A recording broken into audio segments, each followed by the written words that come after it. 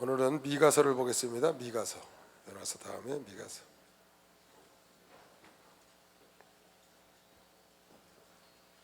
미가서 1장 1절을 먼저 읽겠어요.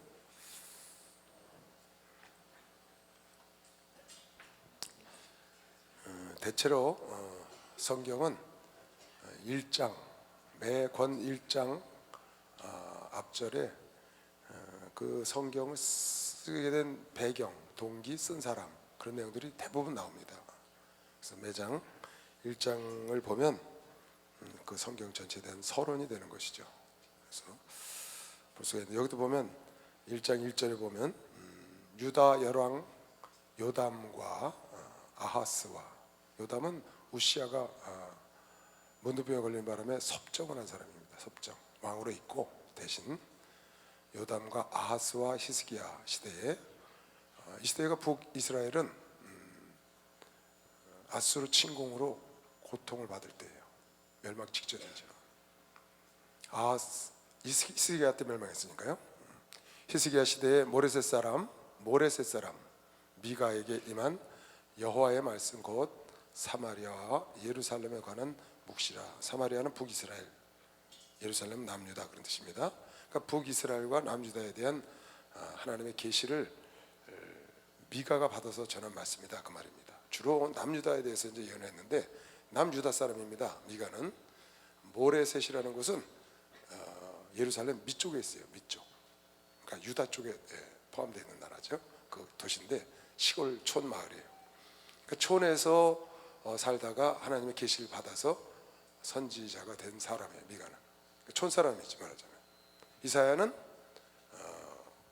이사야는 왕통의 혈육 중에서 나온 사람이고, 예레미야는 제사장 집안에서 나왔고, 이렇게 각 집안에 대해서 나오는데, 이 미가는 아버지도 안 나오고 그냥 모레셋 사람 미가 이렇게 나왔고, 모레셋은 촌락이기 때문에 아마 촌락에 살다가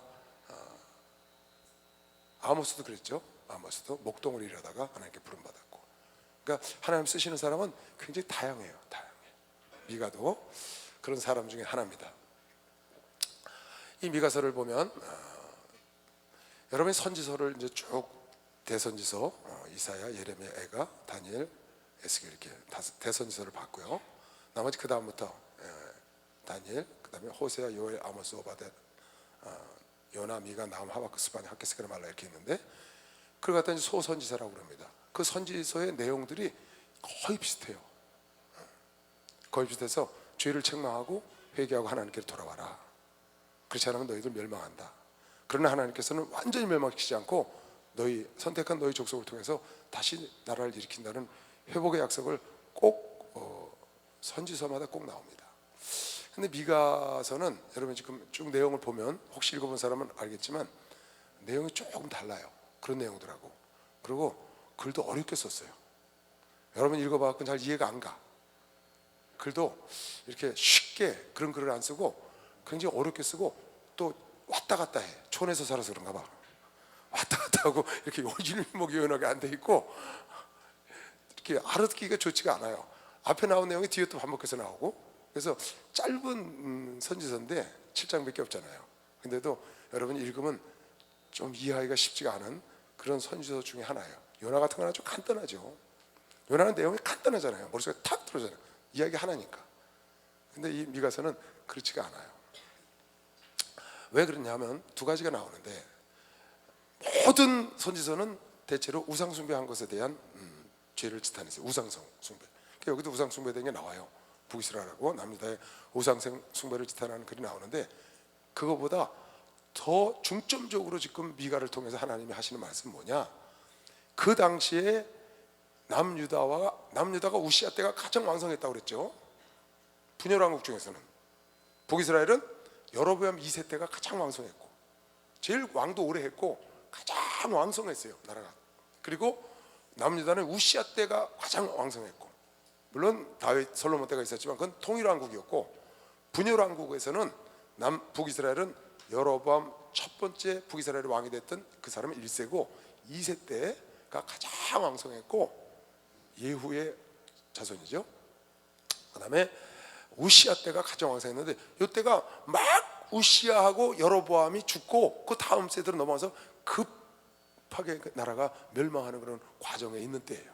그래서 북이스라엘은 이때 이미 바람에 흔들리는 등불 같았고, 남유다는 그 이후로 좋은 왕들이 많이 나와서 한 100여 년 더 존립을 했죠. 그런 시대에 나왔는데, 그때 나라가 여로보암 2세 때하고 북쪽에 남유다의 우시아 때 아주 왕성하고 편안한 때를 지냈어요. 그때 왜 그러냐면 아수르가 좀 이렇게 아시리아에 문제가 있어서 자기가 퇴진하고 좀 어려울 때예요. 그러니까 그때 왕성하게 힘을 빌렸을 텐데, 그렇게 나라가 왕성하다 보니까 한 50년, 60년 이렇게 왕성하다 보니까 탐관오리들이 많이 나온 거예요. 탐관오리, 정치 지도자, 종교 지도자, 이런 당시의 지도자라는 사람들이 다 타락해버린 거예요. 그래서 막 탐욕으로 가득 차고 뇌물을 먹고 그릇하고 선지자들이 사꾼이 되고 이런 상황을 보고 하나님께서 미가를 들어서 그네들을 쳐서 예언한 게 미가서예요. 중점적인 것들이에요. 그러니까 조금 내용이 다르죠.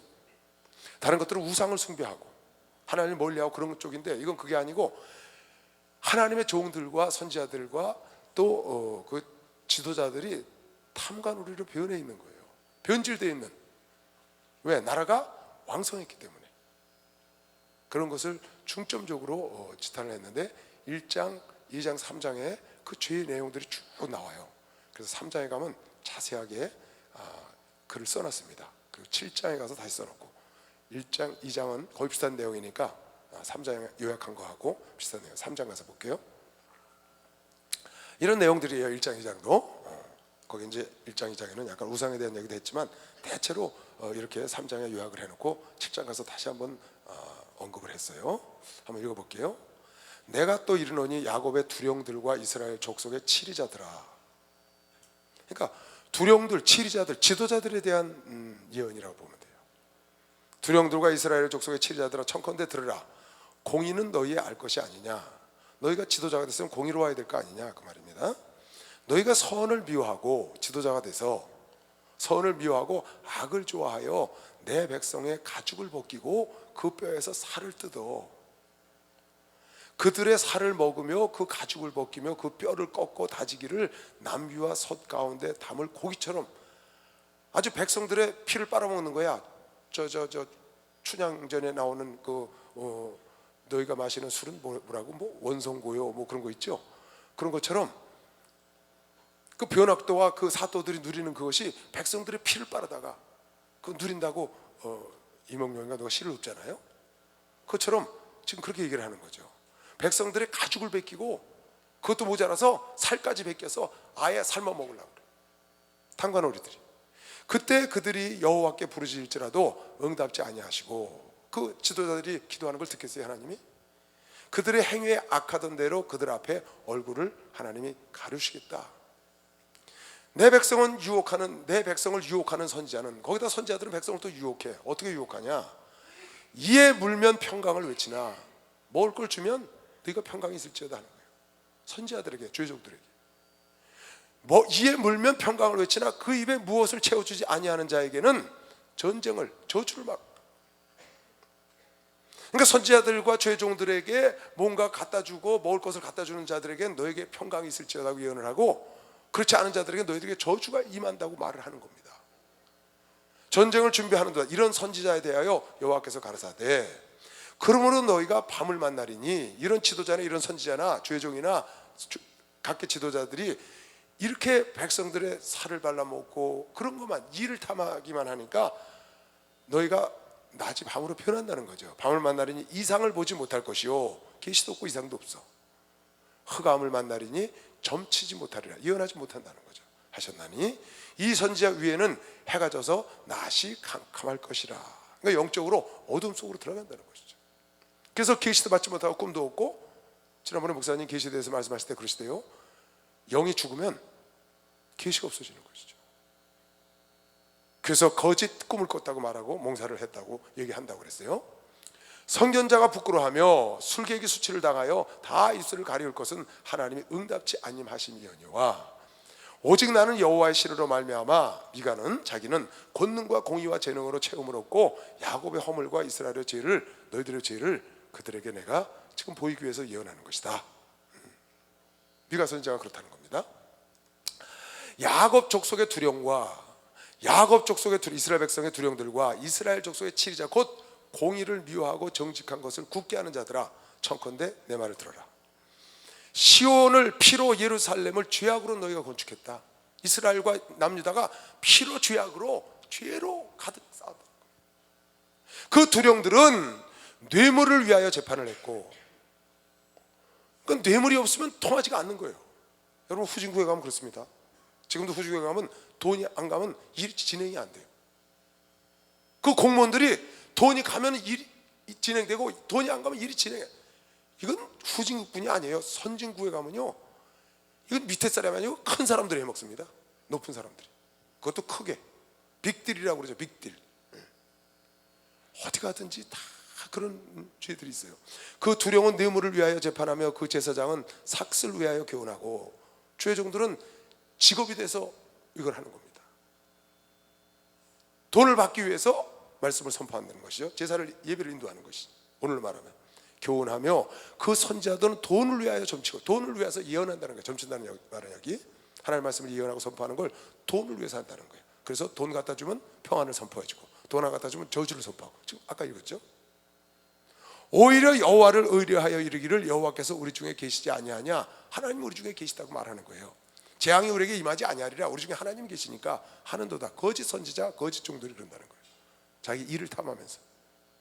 이러므로 너희로 인하여 시온은 밭같이 갈물 당하고, 너희들 때문에. 누구 때문에? 지도자들 때문에, 두령들 때문에, 선지자들 때문에, 주의 종들 때문에 하나님이 그 나라를 밭 갈듯이 뒤집어 엎겠다는 겁니다.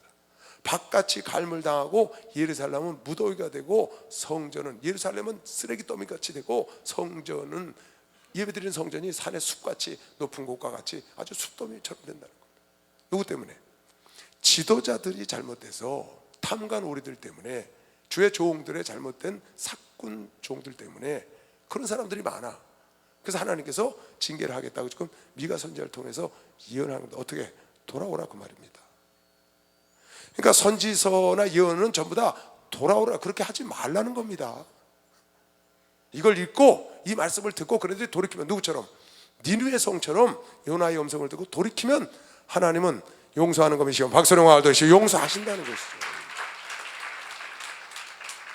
근데 이 말을 듣고도 돌이키지 않으니까 결국 북이스라엘도 멸망했고 남유다도 멸망했거든요. 종들이 타락하고 두령들이, 일꾼들이 타락을 하니까, 지도자 타락을 하니까 결국 하나님이 버리시는 겁니다. 윗물이 탁하니까 어떻게 해? 아랫물이 다 탁하니까 전체가 망가진 거예요. 그래서 예루살렘에 의인이 한 명이 없어. 소돔과 고모라에 의인이 10명이 없어 멸망했는데, 예루살렘은 한 명의 의인이 없어서 예레미야 5장 1절 2절 3절에 한 명의 의인이 없어 내가 너희를 풀어버렸다는 겁니다. 목사님께서 그러셨죠? 계시를 받으시기를, 이 성전을 멸망하려고 손을 들었는데 막을 자가 없다는 거예요. 그래서 우리가 그렇게 되겠다고 금식하고 애통하고 기도한 겁니다. 누군가는 깨닫고 회개하고 돌이켜서 하나님 마음에 합당한 자가 있어야 되는데, 그렇게 안 되고 자기 배만 채우는 겁니다. 탐욕. 참, 이 탐욕이라는 게 무서운 겁니다. 이거 참 조심해야 됩니다. 성경에 보면 돈 때문에 망한 자는 구제를 못 받았어요. 여자나 남자 때문에 망한 자는 거의 대부분 구제를 받았어요. 이성 때문에 망한 자들은 대부분. 그런데 돈으로 멸망한 사람은 결국 구제를 못 받아. 발람 선지자도 구제 못 받았죠. 가룟 유다도 구제 못 받았죠. 아간도 구제 못 받았죠. 차라리 다윗처럼 여인을 취한 자는 하나님이 용서를 했어요. 돈이 그렇게 무서운 거예요. 이 돈에 대한 탐욕은요, 이건 아마 인간이 죽어야 없어질 거예요. 아마 이 육체가 있는 한 참 없어지기 어려운 겁니다. 이거. 그래서 여러분과 내가 주의해야 될 게, 평안할 때 주의해야 되는 겁니다. 잘 될 때 주의해야 되는 겁니다. 그때 지위가 올라간 사람들, 높은 지위에 있는 사람들, 그런 사람들이 조심해야 돼. 나 같은 사람들. 나 같은 사람이 잘못하면 사꾼 목자가 될 수 있다는 거예요. 왜? 오랫동안 평안하니까. 그런 걸 조심해야 되는 거예요. 돈 때문에 일을 하는 거죠. 감사하게도 우리 교회 목사들은 총회장 목사님이 가장 헌금을 많이 하셨죠. 우리 교회에서 제가 보니까 가장 많이 하셨어요. 제가 아니까 우리 목사님은. 그리고 우리 교회 목사들은 총회장 목사님이 돈을 다 빼서 그걸 테스트를 해요. 어디 갖고 와봐, 어디 이렇게 해봐. 그런 걸 다 통과하고 훈련을 시켜서 그거 참 감사해요. 왜? 사꾼 될까봐. 종의 일을 하는 것을, 하나님의 일을 하는 것이 직업이 될까봐 그걸 못하게 하려고 다 테스트하고 통과하고 난 다음에 쓰시는 거거든요. 참 그런 게, 그럼에도 불구하고 시간이 지나서 다시 타락해서 그런 데로 가면 안 된다는 거죠. 이게 지금 미가 선지자가 그거를 하는 겁니다. 여러분, 세상 것은요 끝이 없습니다. 요한복음 4장, 여러분 잘 아는 말씀. 예수께서 대답하여 가라사대 이 물을 먹는 자마다 다시 목마르려니와. 수가성 여인하고 대화하는 겁니다. 이 우물물을 먹는 자는 다시 목이 말려. 내가 주는 물을 먹는 자는 영원히 목마르지 아니하리니 나의 주는 물은 그 속에서 영생하도록 솟아나는 샘물이 되리라. 세상에서 주는 것은 먹어도 목이 마르. 세상 물질요 가지면 더 갖고 싶은 겁니다. 명예요? 그 어떻게 돼요? 세상 사람들이 돈을 가지면 뭘 하려고 그래요? 정치하려고 그러죠. 정치하고 나서 다 오랫동안 그걸 누리면 나중에 자기가 신이 되잖아요. 신. 그래서 우상화하는 겁니다. 북한의 김일성이가 그런 거고, 바로가, 로마의 황제들이 그 자리에 가면 탐욕이 끝이 없어서 누릴 걸 다 누리고 더 이상 안 되면 자기가 신이 되어버리는 거예요. 그게 인간이라고. 세상 것으로는 끝이 없어. 여러분, 내가 만족할 길은 하나님 말씀이 우리 속에 들어와야 되는 것이에요. 박수. 우리 하나님 말씀이 들어와야 돼요. 그래서 누가복음 12장에 보면 예수께서 그렇게 말을 했어요. 무리 중에 한 사람이 이르되 선생님, 내 형을 명하여 유업을 나와 나누게 하소서 하니, 저 재산 상속 있는 거 나한테 좀 나눠주라고, 동생인데 주라고 하니까 예수께서 뭐라고 하셨어요? 이르시되 이 사람아, 누가 나를 너희의 재판장이나 물건 나누는 자로 하나님 날 세웠느냐 하시고, 저희에게 이르시되 삼가 모든 탐심을 물리쳐라. 삼가 모든 탐심을 물리쳐라. 사람의 생명이 그 소유에 넉넉한 데 있지 아니하리라. 사람의 생명이 그 소유에 넉넉한 데 있지 아니하리라. 사람의 행복이 그 소유에 넉넉한 데 있지 아니하리라. 생명과 행복은 하나님께 있는 것이요. 박수. 하나님.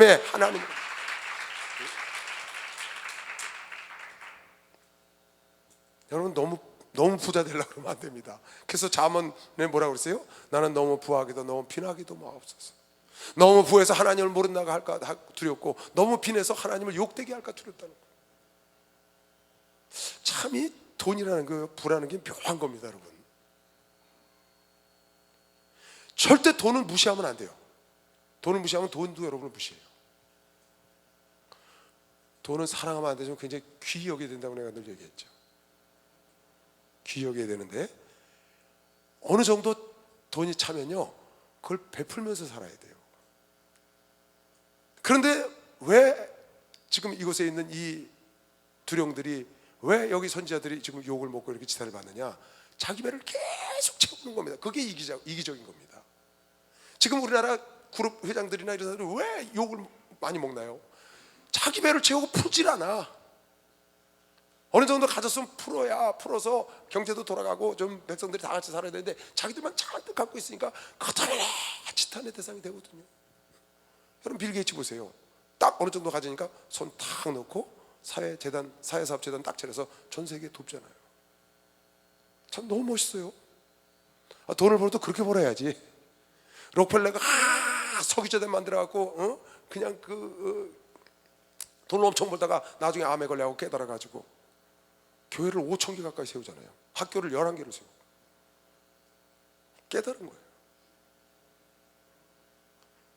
민수기 11장에 보니까 탐욕의 무덤이 있다는 거예요. 탐욕의 무덤. 고기 좀 달라고 그래서 고기를 주니까 그냥 너무너무 많이 먹어가지고 그네들이 배가 터져 죽어버렸어. 여러분, 많이 먹으면 배 터져 죽습니다. 여러분 많이 먹어서 배 터져 죽었다는 얘기 들었어요, 안 들었어요? 여러분 안희숙의 죽으면 죽으리라 라는 책 보세요. 안희숙의 죽으면 죽으리라, 주기철 목사 순교당할 때 옥에서 못 먹어서 배가 고픈 사람들에게 뭐가 먹고 싶냐 그랬더니 사과가 먹고 싶다 그랬어요. 사과를 그 안에 있는 경찰을 꼬셔가지고요, 순사를 꼬셔가지고 사과를 한 트럭을 집어넣었어요. 그 사과 먹고 사람이 엄청 죽었어요. 배가 터져가지고. 그런 사건이 그 죽음 죽이는 책에 나와요. 너무 많이 먹으면 배 터져 죽어. 어떻게 죽어요? 배 터져 죽는 걸 모르는 거야. 너무 많이 꾸역꾸역 욕심을 부리니까 기브로 탔다 와예요. 그 이름이 뭐예요? 민수기 11장인가 나와요. 기브로 탔다 와인가 탐욕의 무덤. 그 고기를 매출하기를 줬어요. 고기 좀 먹고 싶다 했을 때 너무너무 많이 먹었고 너무 많이 죽었어 사람들이. 왜? 배가 터져가지고. 조금씩 먹으라고. 이게요, 먹는 것뿐이 아니에요. 재물도, 물질도. 왜 사람들이 다 그거 걸리는 거예요? 그 꼬랑지가 길어서 잡힌 거거든요. 죄 짓다가 꼬리가 길어. 해먹다가 너무 많이 해먹어서 어느 정도 해먹고 치우면 안 걸릴 것도 끝까지 아구아구 먹다가 걸린 거거든. 왜? 기브로 탔다 와. 욕심의 무덤, 탐욕의 무덤에 걸린 거예요. 사람 무섭습니다, 여러분. 여러분 아합 왕 좀 보세요. 아합 왕. 왕이에요, 왕. 부족함이 없어요. 왕. 그런데 그 뭐야, 나봇이라는 사람 포도원이 좋아서 그 나봇을 죽이잖아요. 아내 꾀와 같이 그래서 나봇의 포도원이 갖고 싶어서 나봇을 죽이고 그걸 뺏는다니까. 누명을 뒤집어 씌워가지고. 참 무서워요, 사람요. 이 욕심이라는 게. 그래서 욕심이 죄를 낳고 죄가 사망으로 가는 거예요. 인간의 욕심. 이거 죽어야 없어지는 거예요. 그러니까 여러분, 여러분들은 잘 이해를 못할 거예요. 아직 어려서. 돈을 너무 많이 벌면 안 된다 그러면 목사님 뭔 말 하시는 거예요? 지금 우리가 이제 막 돈을 벌고 좀 이렇게 준비하려고 그러는데 목사님 뭔 말씀하시는 거예요? 돈을 너무 많이 벌면 안 돼요. 돈을 많이 가지고 망한 사람 너무 많아. 돈이 적어서 망한 사람은 없어요. 돈이 많아서 망한 사람은 많아, 세상에. 돈이 많아서 가정에 불화가 일어나는 사람도 많고, 근데 돈이 없어서 불화가 일어나는 사람은 거의 없다고요. 그래서 잠언에 내가 너무 부하게도 말고 빈하게도 말고, 그게 아주 다 기가 막힌 겁니다. 돈은요, 잠언에 잡으려고 그러면 독수리가 날개 달아서 날아갈 처럼 날아간다는 거예요. 그러니까 돈 잡으러 쫓아다니지 마세요. 돈 잡으러 쫓아다니면 안 돼. 돈이 날 쫓아와야지. 아멘. 여러분과 내가 그의 나라 의를 구하면 하나님이 필요한 걸 더해준다 그런 것이 박수로 맞았어요. 더해준다는 거예요. 돈이 필요 없다는 게 아니에요. 난 돈의 중요성을 굉장히 강조하는 목사예요. 그런데 너무 그쪽으로 눈을 돌리고 그것만 따라가다 보면 자기를 망쳐버린다 그 말이에요. 하나님까지 버려. 많습니다. 오늘날도 애서 같은 사람 많아요. 팥죽 한 그릇에요 장제명 파는 사람 많습니다. 돈 때문에 하나님 팔아버리고 예배 팔아버리고 수 없습니다. 그러면 안 된다 그 말입니다. 중요하지만 난 여러분이 다 부유하게 살기를 원합니다. 그래서 어느 정도 부유하게 살아서 어느 정도 되면 남에게 베풀고 하나님이라다 가면 좋잖아요. 그죠? 그래서 내가 늘 여러분에게 그러잖아요. 부를 어떻게 쌓느냐. 누구나 부자 될 수 있습니다. 왜 아멘 안 해? 갑자기 부자 되지 말라고 그랬다 부자 되려니까 아멘을 못하겠지. 누구나 부자 될 수 있어요. 내가 보기에는 부자 안 되는 게 이상한 거라고. 어떻게 하면 부자 되느냐? 아주 간단해. 오늘부터 저축을 하면 부자가 돼. 뭐라면? 내 맛을 지금 못 알아듣는 사람이 태반일 거예요. 오늘부터 저축을 하면 저축을 하는 순간부터 여러분은 부자야. 오늘부터 빚을 지면 빚을 짓는 자부터 여러분은 가난한 사람. 어떤 새로운 창조물을 위해서 사업을 하는 사람을 사업이나 이런 거 하기 위해서 빚지는 건 다른 거고, 여러분이 삶을 살기 위해서 빚을 져가면서 산다 그러면 여러분은 가난으로 이미 전락했다고. 왜? 그 길에 들어섰기 때문에. 근데 저축을 하기 시작하면 이미 여러분이 저축을 하기 시작했기 때문에 부자의 길에 들어선 부자라고. 아멘. 진짜예요. 한번 해보세요. 열심히 부자가 되려면 어떡하냐? 야, 한탕주의를 절대로 가지면 안 돼. 부자는. 그건 왜 그러냐? 한탕에 날아가거든. 한탕주의를 가지면 안 돼. 부자는 열심히 일해서 부자가 되려고 그래야 돼. 하나님은 그런 자를, 하고자 하는 자를 돕는 것이요, 박수로 하고자 하는 자를 돕는 거예요. 여러분 보세요. 요새 취직하기 어렵잖아요. 그래서 직장을 갖고 있는 사람도 있어요. 또 직장 없는 사람들은 아르바이트 하잖아요. 그냥 놀지 않잖아요. 아르바이트는 다 할 수 있으니까. 보니까 아르바이트는 다 할 수 있더만 수입이 좀 적어서 그렇지. 또 여러 가지 일거리가 있단 말이에요. 하고자 하면. 그러니까 여러분이 돈을 많이 벌고 적게 벌고가 부자를 만드는 게 아니에요. 돈을 많이 벌고 적게 벌고가 부자를 만드는 게 아니고, 많이 쓰고 적게 쓰고가 부자를 만드는 거야. 다시.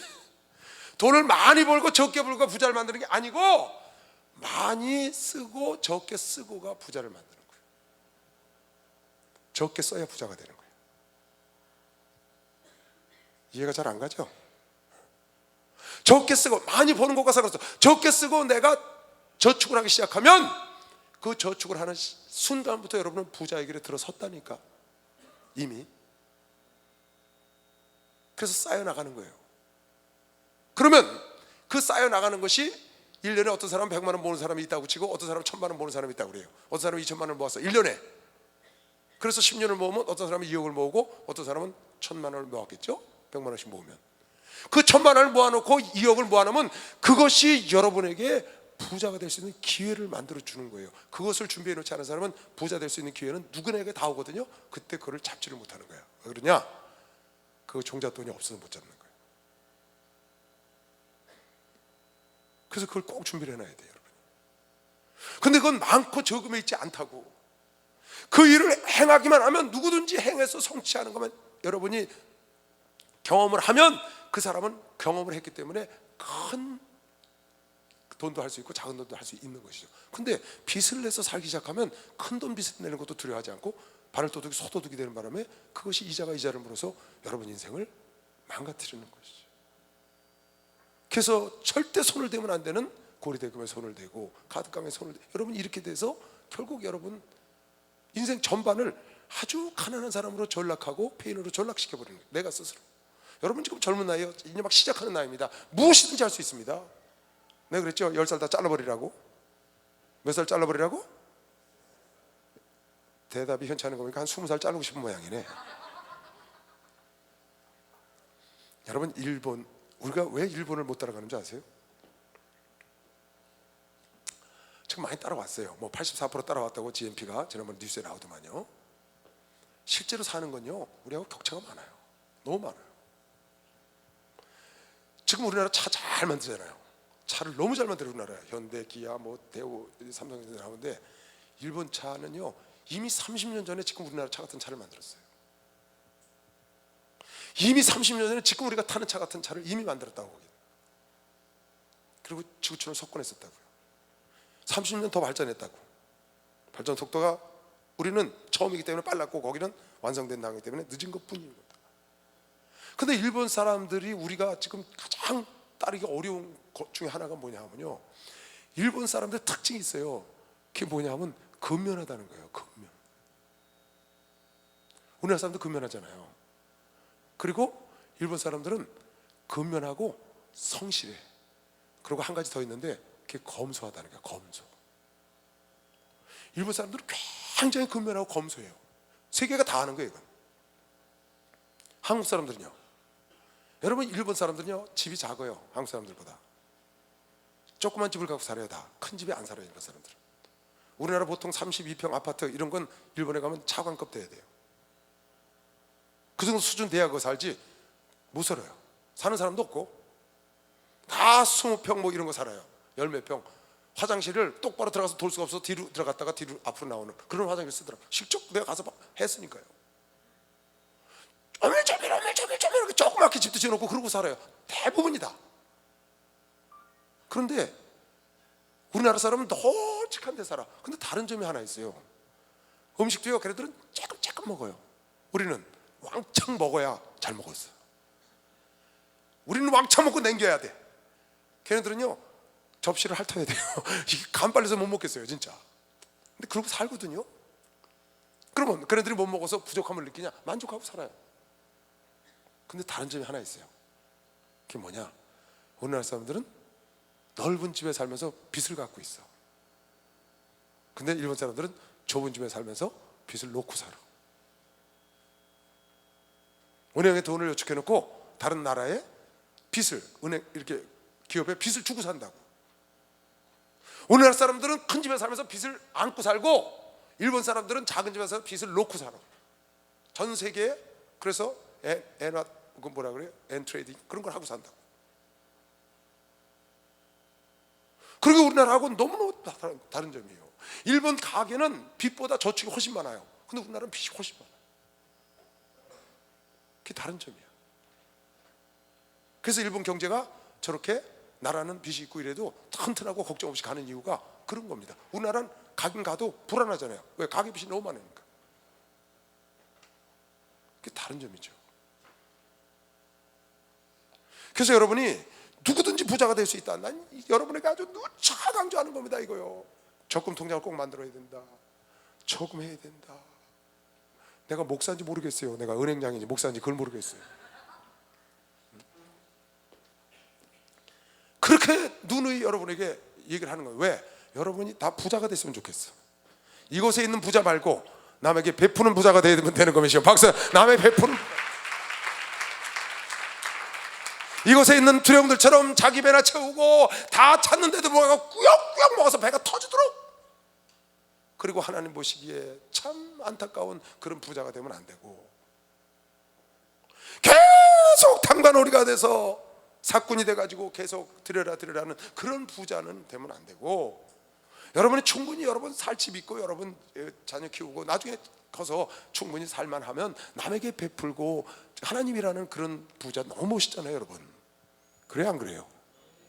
그런 부자 한번 돼봅시다. 하나님은 그런 부자를 축복하는 것이요. 박수. 그런 부자를 축복하시. 할 수 하면 다 부자 될 수 있다니까. 다 부자 될 수 있다니까. 얼마 전에 우리 장애인들 예배 드리는 곳에 갔어요. 농아 장애인하고 우리 교회 장애인들이 예배를 드려요. 그리고 거기서 아르바이트를 합니다. 그걸 갖다 뭐라 그래? 저 이렇게 볼펜 같은 거 맞춘 거 이렇게 하는 거 아르바이트라고 그래요? 부업 하는 거지. 그걸 이제 하는 데를 갔어요. 그 사람들은 부업이 아니고 그 사람들은 주업이야. 장애인들이 모여서 이제 성가대시에 모여서 그 연장도가 갖다 주니까 그걸 해서 하루에 얼마씩 이렇게 버는 거예요. 10,000원도 벌고 5,000원도 벌고 이렇게 하루 종일 장애인들 이제 거기서 소일도 하고 예배도 드리고 밥도 주고. 그러니까 이제 한 형제를 만났는데 너무너무 좋아하는 거예요. 그래서 아니 활짝 폈어. 장애인인데 보니까 거기서 그걸 맞춰갖고 한 달에 30만 원을 번대 자기가. 30만 원. 근데 거기 가면 점심 준대. 예배 들어주고. 너무 좋은 거예요, 사람은요. 목사님, 세상에 이렇게 좋을 수가 없어요. 제가 30만 원 벌어요. 근데 그 아이는 30만 원 벌어서 저축을 하더라고요. 30만 원 벌어서 엄마도 봉양하고, 물론 국가에서 수급도 나오고. 근데 그걸 보고 야, 많이 벌어서 행복한 게 아니구나. 여러분이 여러분의 삶의 관리를 잘 해야 되는 겁니다. 여러분의 인생의 계획을 잘 세워서, 여러분 돈의 노예가 되면 안 되는데, 내가 누차 여러분에게 얘기를 했습니다. 돈이 많은 사람만 돈의 노예가 되는 게 아니에요. 돈이 많고도 돈의 노예가 안 돼서 돈을 지배하는 사람들이 있어요.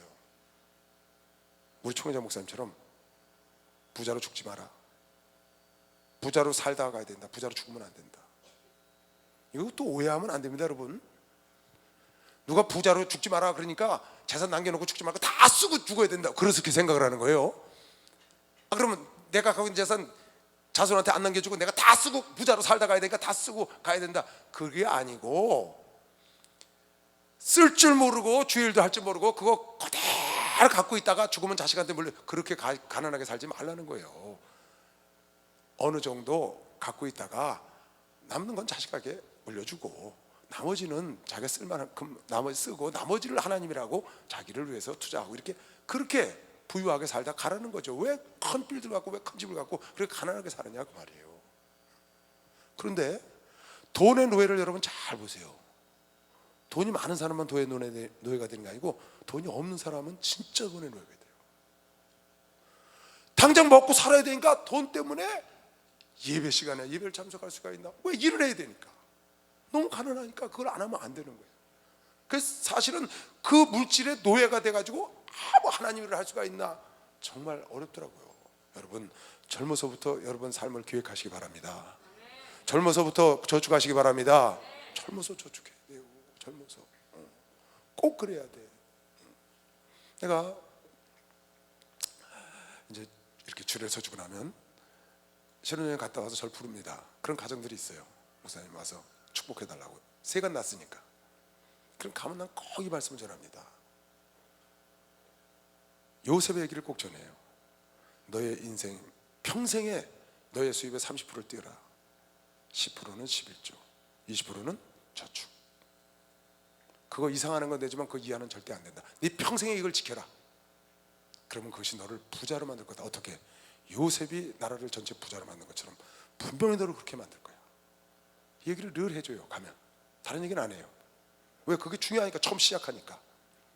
그럼 막 난색을 표하는 애들도 있어요. 목사님 빚 얻어서 이거 전세가 없고 뭐 그거 다 재해보니까 이게 안 되는 거야. 어려운 경우도 있잖아요. 그래서 너무 힘들면 20%가 안 되면 10%라도 해라. 일단 습관은 들여야 한다. 있는 거 그냥 몽다 쓰. 뭐 그거보다 더 많이 저축하는 사람들 많아요. 얼마 전에도 누가 결혼을 해서 오라고 해서 갔어요. 가서 얘기를 해줬어요. 그 아이는요, 결혼하기 전에 부모한테 그냥 자기가 번 거 부모가 다 갖다가 쓰던 아이예요. 아주 그 부모가 그냥 아주 손 들었어. 해결이 안 돼. 너무 잘 써가지고. 그런데 아무 생각 없이 날 불렀는데 그 부모가 그 자리에 왔어요. 내가 이 말씀을 딱 읽어주고 설교를 했어요. 네가 지금까지는 어떻게 살았는지 모르겠으나 이젠 가정을 가졌으니까 그랬으면 안 된다. 저축하는 습관을 들여라.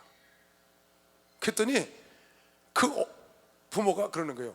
오늘 목사님이 오시면 하나님께서 이 가정에 주실 말씀을 줄 걸 믿고 왔다는 거예요. 그 얘기를 해요. 그러니까 이 말씀이 하나님이 너에게 주신 말씀이라고 자기 애한테 얘기를 하는 거예요. 그걸 하나님의 말씀을 받았더라고요. 받아서 이 아이가 습관을 싹 끊어버렸어요.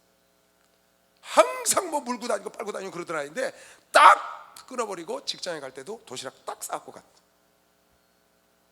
그렇게 자기 부모한테 타서 아빠한테 엄마한테 한없이 갖다 쓰던 애가 딱 자르고 일체로 안 하고 오히려 선물을 사다 주고 그러고 그러더라는 거예요. 야, 이렇게 사는 인생이 있고 이렇게 좋은지 모르겠다고. 내가 그랬거든요. 돈을 부지런히 모아라. 모이거들랑 딴짓 하지 말고 땅을 사라네 그랬거든요. 난 다른 건 모르겠다. 온유 한 잔 땅을 기업으로 주신다고 그랬으니까 난 그거 믿긴 몰라. 그러니까 일단 땅을 사라. 그랬더니 그러더라는 거야. 자기 엄마한테. 나 목사님 말씀하신 대로 지금 저축하고 있는데 모이면 바로 땅 살라고 그래. 그래서 목사님한테 간증한다고 그런다는 거예요. 얼마나 멋있어요. 나 그 얘기 들으니까요 너무 기쁘더라고요. 하면 근데 여러분은 나한테 설교 들었는데 이거 결혼하기 전부터 여러분 할 수 있는 거잖아. 다시 말할까요? 저축을 시작하면 여러분이 이미 부자가 된 거라고. 왜 아멘 안 해? 다 하고 있죠? 다 하고 있죠? 하도 못 살게 보니까 하겠지. 저축을 시작하면 이미 난 부자가 된 거라고. 그런데 빚을 지기 시작하면 이미 가난뱅이가 된 거야. 나중에 빚이 누더기처럼 불어나서 가난뱅이가 된 게 아니고 가난뱅이 길이 들어섰기 때문에 이미 가난뱅이가 된 거고, 내가 저축을 하면 이달에 10만 원을 저축했으면 10만 원짜리 부자가 이미 됐다고. 그래서 여기 있는 사람들처럼 어느 정도 차면 탐욕을 부려서 그렇게 망가지는 사람들이 되지 말고 여러분 부지런히 벌어서 부자가 돼서 남에게 나눠주는 사람들. 할렐루야. 하나님의 일도 돈 있어야 하는 겁니다. 박수야. 돈 있어야 하나님의 일. 아멘. 그럼요. 하나님의 일도 돈 있어야 합니다. 힘들어요. 돈 없으면 상처받고. 돈 쓰는 일 교회에서 뭐 하잖아요. 나 돈도 없어 죽겠는데 왜 목사님 저런 거 자꾸 하자고. 시험이 온다니까. 은근히 돈 있는 사람은 교회에서 뭐 그런 거 안 하나? 왜? 쓰고 싶으니까. 하나님께 돈 쓰면 기분 좋아요 안 좋아요? 끝내주거든요. 하나님께 물질 쓸 때 그 기분은 끝내주거든요. 근데 여유가 있는 사람은 그걸 기다리는데 여유 없는 사람은 그런 일 있으면 시험이 온다. 그래서 평상시에 여러분들 저축을 꼭 해서 부자가 되시기 바랍니다. 부자가 되시기 바랍니다. 부자가 좀 돼. 시작하면 부자가 되는 거예요. 꼭 그래요. 할 수 있고 말고.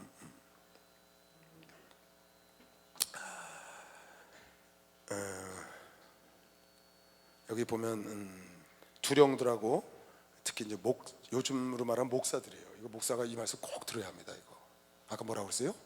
이에다가 뭘 넣어주면은 평강을 외치고, 이에다가 뭘 넣어주지 않으면 전쟁을 외친다. 목사에게 뭘 안 해주면 너에게 잘 되나 봐 이러고, 목사에게 뭘 해주면 너에게 평강이 있고 너에게 축복이 있다는 거예요. 이거 조심해야 합니다. 저부터 이거 조심해야 합니다. 목사들 이거 조심해야 돼요. 전사들. 하나님이 우리에게 경고 주시는 거라고. 우리는 자나깨나 변함이 없어야 합니다.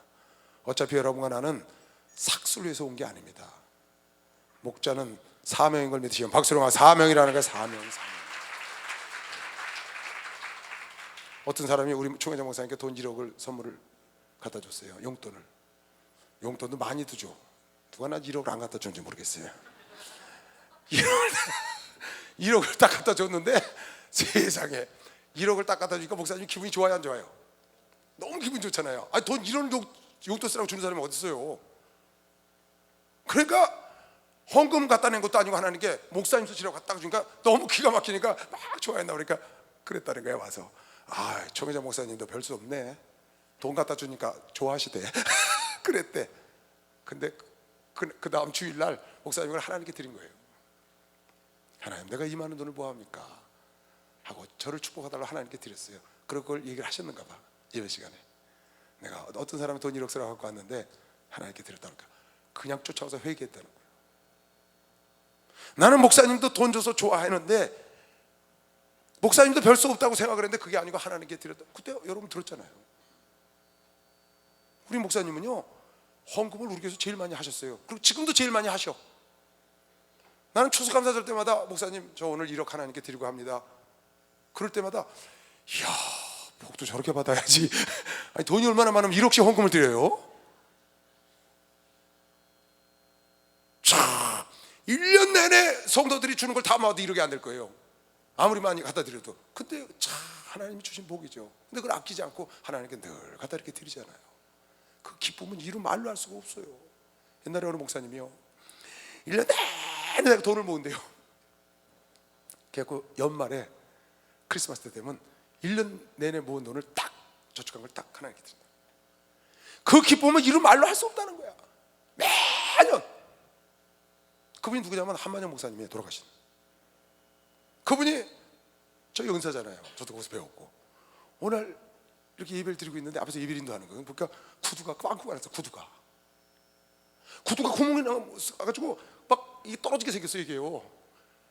이 여기 다 달았고 그걸 딱 신고 있는데 내가 앞에서 예배를 드리는데 그게 보이는 거예요, 제 눈에. 그래서 제가 그날로 구두 한 번 해드렸거든요. 그러고 보니까 막 교회 커튼이 막 구멍이 뻥뻥 뚫렸어요. 참, 그분 대단하더만. 얼마나 자기한테 인색한지 몰라. 그런데 하나님께 풍성해. 1년 내내 모아서 서울대 교수하면서 모아가지고 그걸 하나님께 다 드려. 지금은 나중에 목사님 간증하시되 한만영 목사님 방에는 그냥 상이 가득한데 자기 거는 몇 개 안 있더라고. 조금 한쪽에 있더라고. 여러분 지금 하늘나라 가서 기뻐하실 거면 시험 박수로 가도록 그런 거죠. 그 인생을 멋있게 살아야 돼. 할렐루야. 멋있게 살기 위해서 열심히 절약하고 저축해야 되는 것이 박수를 하세요. 꼭 그래야 돼요. 알았죠? 한번 물어볼게. 일본 사람하고 한국 사람하고 다른 점이 뭐라고요? 한국 사람은 많이 먹고 넓은 데 살아. 그래서 가서 보면 야, 일본 사람들은 나라 잘 살면서 참 불쌍하게 산다. 저도 그래서 갔다 왔어요. 처음에 참 불쌍하게 살아. 아니, 어느 집에 들어갔더니 화장실을 들어가서 돌질 못해. 그래갖고 이렇게 들어갔다 이렇게 나오래. 그래갖고 소변 보러 들어가서 이렇게 들어갔다 이렇게 나왔다니까. 내가 진짜예요. 그래가 갔다 오고 어느 집에 신발 갔더니 집이 조금에 뒷곁에 이렇게 뭐 그 불상 같은 거 하나 만들어 놓고 돌담을 이렇게 만들어 놓고 있는데 너무 집 작더라고요. 초라하고. 골목 안에 있는데 나오는데요, 그 아줌마가 일본 옷을 입고 날 영접했어요. 이제 내가 그 집에 가니까 골목에서요 나와서 이제 인사를 하잖아요. 일본 사람들은요 골목 끝에 나갈 때까지 인사를 해요. 서서 돌아보면 인사하고 돌아보면서 야 인사 잘하대. 근데 갔다 와서 내가 그 말을 했거든요. 일본 사람들은 나라는 부자인데 백성들은 불쌍해. 조그만 데서 고생하고 살아. 많이 먹지도 못하고. 한번 일식집을 딱 갔어요. 내가 일본에 갔으니까 이제 날 대접한다고 갔죠. 근데 내 앞에 초밥이 4개 덩어리 4덩어리 딱 나오더라고. 4덩어리 많이도 안 나왔어. 여기서 우리 먹는 초밥이 덩어리 있죠. 딱 4점 나왔어. 접시 2개 하나에 2개씩 해서. 근데 이쪽에는 그걸 안 먹는 거예요. 거기는 우동들을 쫙 먹어. 우동. 그래서 왜 거기는 우동 먹어? 이거 초밥 안 먹고 왜 나만 줘? 이거 나만 먹으면 안 되는데 혼나는데 목사님한테. 이거 다 시켰더니 옆에 사람이 나보고 그랬죠. 목사님 그냥 모른 척하고 잡으세요. 우리 다 먹으면 한 달 월급 다 날라가요. 먹으면 한 달 월급 다 날라간다는 거야. 목사님만 잡수래. 거기는 슈퍼마켓에서 파는 초밥은 너무 싸. 거저다시피 한데 일식집에 가서 정식 식당에 가서 먹는 초밥은 너무 비싸. 그 내가 갔다 와서 일본 사람들 불쌍하다. 우리 그냥 배가 터지도록 먹고 남기고 먹고 그러고 그냥 우리 그냥 널찍널찍해. 옛날에 그냥 내가 신방을 다니면 하나님 아버지 우리 교회 성도들 이렇게 가난한 사람들이 많아요. 신방 가면 전부 다 주인집으로 들어가는 집이 없고 뒤로 들어오세요 그래서 지하로 전부 들어가. 그래가지고 맨날 신방을 다니면은 주인집 들어가서 주인집 눈치 보면서 옆으로 가가지고 뒤로 해서 지하실로 들어가서 예배를 드리고 다녀서 내가 신명기 28장을 갖고 다녔어요. 하나님 신명기 28장의 축복을 성도들에게 달라고. 그랬더니 나라가 발전하고 같이 발전해서 그냥 지금은 뭐 다 부유하게 살잖아요. 지금은 뭐 보통 30평짜리 아파트 보통이에요. 일본에 가면 장차관 끝에 사는데. 그런데 그 속에 허와 실이 따로 있다 그 말이에요. 일본 사람들은 실해. 우리나라 사람들은 허하고. 속이 허와, 여기 실한데 튼튼해. 그 사람들 돈이 많아가지고 그냥 은행에다 쌓아놓고 전 세계에다 엔캐리를 하고 있는데 우리는 엔트레이드를 하고 있는데 우리는 빚을 그걸 갖다가 쓰잖아요. 여러분 남에게 빌려주며 사는 축복을 신명기 28장에 하나님 말씀에 순종하는 자에게 준다고 그런 거 믿으시고 박수로 영화 되시기 바랍니다. 아멘. 다만 탐욕을 부리지 말고 특히 오늘 이 말씀처럼 여러분 지위가 올라가면 여러분에겐 지금 해당이 안 됩니다. 저는 해당이 되는 사람이에요. 지위가 올라가서 여러분이 회장이 되거나 사장이 되거나 아니면 어떤 장차관 자리에 가거나 그런 자리에 가거들랑 그때 그런 걸 조심해야 된다. 왜? 하나님이 보고 계시니까. 그게 멸망으로 가는 것이죠. 욕심은요 인간의 욕심은 끝이 없어요. 끝이 없어요. 그래서 자기 나름대로 기준을 세워야 돼. 살면서 기준. 난 이거 이상은 안 하겠다. 제가요 차가 좀 현치 않았어요. 갖고 다니는 차가 그랜저였었는데 톡톡톡톡해요. 그래서 고쳐서 좀 더 쓰려고 이제 그랬는데 아주 현치 않은 소리가 나는 거예요. 그리고 한 20만 킬로 탔고 이제 하나님께 기도를 했어요. 어떻게 기도를 했냐면 하나님 내가 차를 하나 바꾸고 싶은데 이왕 주시려면 저 제니시스 신차로 하나 달라고. 이거 새로 나왔잖아요. 그걸 하나 달라고 그랬어요. 그렇게 기도를 해서 하나님 앞에 솔직히 난 만약에 아버지께서 이번에 내 기도를 들으시고 제니시스 신차를 주시면 그러시면 내 평생 제니시스 이상은 안 타겠습니다 이랬어요. 내 평생 죽는 날까지 제니시스 이상은 안 타겠습니다. 난 그거 필요치도 않고 그 정도면 딱 됐습니다. 내가 최고로 누릴 수 있는 겁니다. 그 대신 만약에 이번에 안 주시면 난 그 이상도 타겠습니다 이랬어. 이번에 그걸 주시면 그거 이상은 제니시스 이상은 안 타겠습니다 기도를 했고 만약에 안 주시면 그거 이상도 타라는 의미로 받아들이겠습니다. 근데 10월 달에 기도를 하기 시작했는데 10월 달이 다 갔는데 안 오는 거예요. 제니시스 씨가. 그리고 내 차는 고장이 나버렸어. 고장이 났어. 덕덕덕 하다가 딱 고장이 나서 이상한 소리가 나고 도저히 안 되겠어. 저 카센터를 갔어요. 공업사를 딱 갔더니 그 양반이 한번 딱 몰아보더니 이거 3일 동안 공장에 입고시켜야 되는데 수리비만 300만 원이래. 그거 어떻게 해요? 수리비가 300만 원에다가 그걸 내가 어떻게 하겠어요? 그래갖고 이제 총회장 목사님 도움을 좀 받아야 되니까 전화를 했죠. 목사님 차가 물고가 돼가지고, 물고가 고물을 말하는 고물, 차가 오래돼가지고 고쳐야 되는데 한 300만 원 든답니다. 그러니까 돈 좀 달라고 말이에요. 이제 수리 좀 달라고 전화를 했어요. 너무 많이 드니까. 어떻게 300만 원 든다는데 당장. 그 이제 3일 동안 또 입고를 시켜야 돼요. 그래서 물어봤죠. 도대체 중고차를 팔면 얼마나 가는 거냐고. 중고 300만 원도 안 가면 고치면 안 되잖아요. 그래서 중고차를 물으니까 400만 원 준대. 그때 고치는 게 400만 원이래. 그래가지고 그래 그래도 뭐 고쳐야지. 그리고 이제 고치라고 우리 조선 장로한테 조선 장로가 사준 거거든요. 중고를 고쳐라고 보냈어요. 좀 싸게 고칠 수 있다고 그래서. 그런데 조선 장로가 그 3일 동안 고치는 동안에 내가 차가 필요하잖아요. 그러니까 제네시스 구형을 갖다 준 거예요. 이거 타고 있으라고. 갖다 놓은 거 주일날 그냥 한 번도 안 탔어요. 그럼 내 차 갖고 왔어. 목사님이 인천 예배를 인도하시다가 서울에 오르셨는데 한 4년 만에 사부 예배 처음 오셨나 봐. 그때 작년 10월 달에 안 올라오세요. 그러다가 한 4년 정도 만에 처음 그날 올라오신 거야.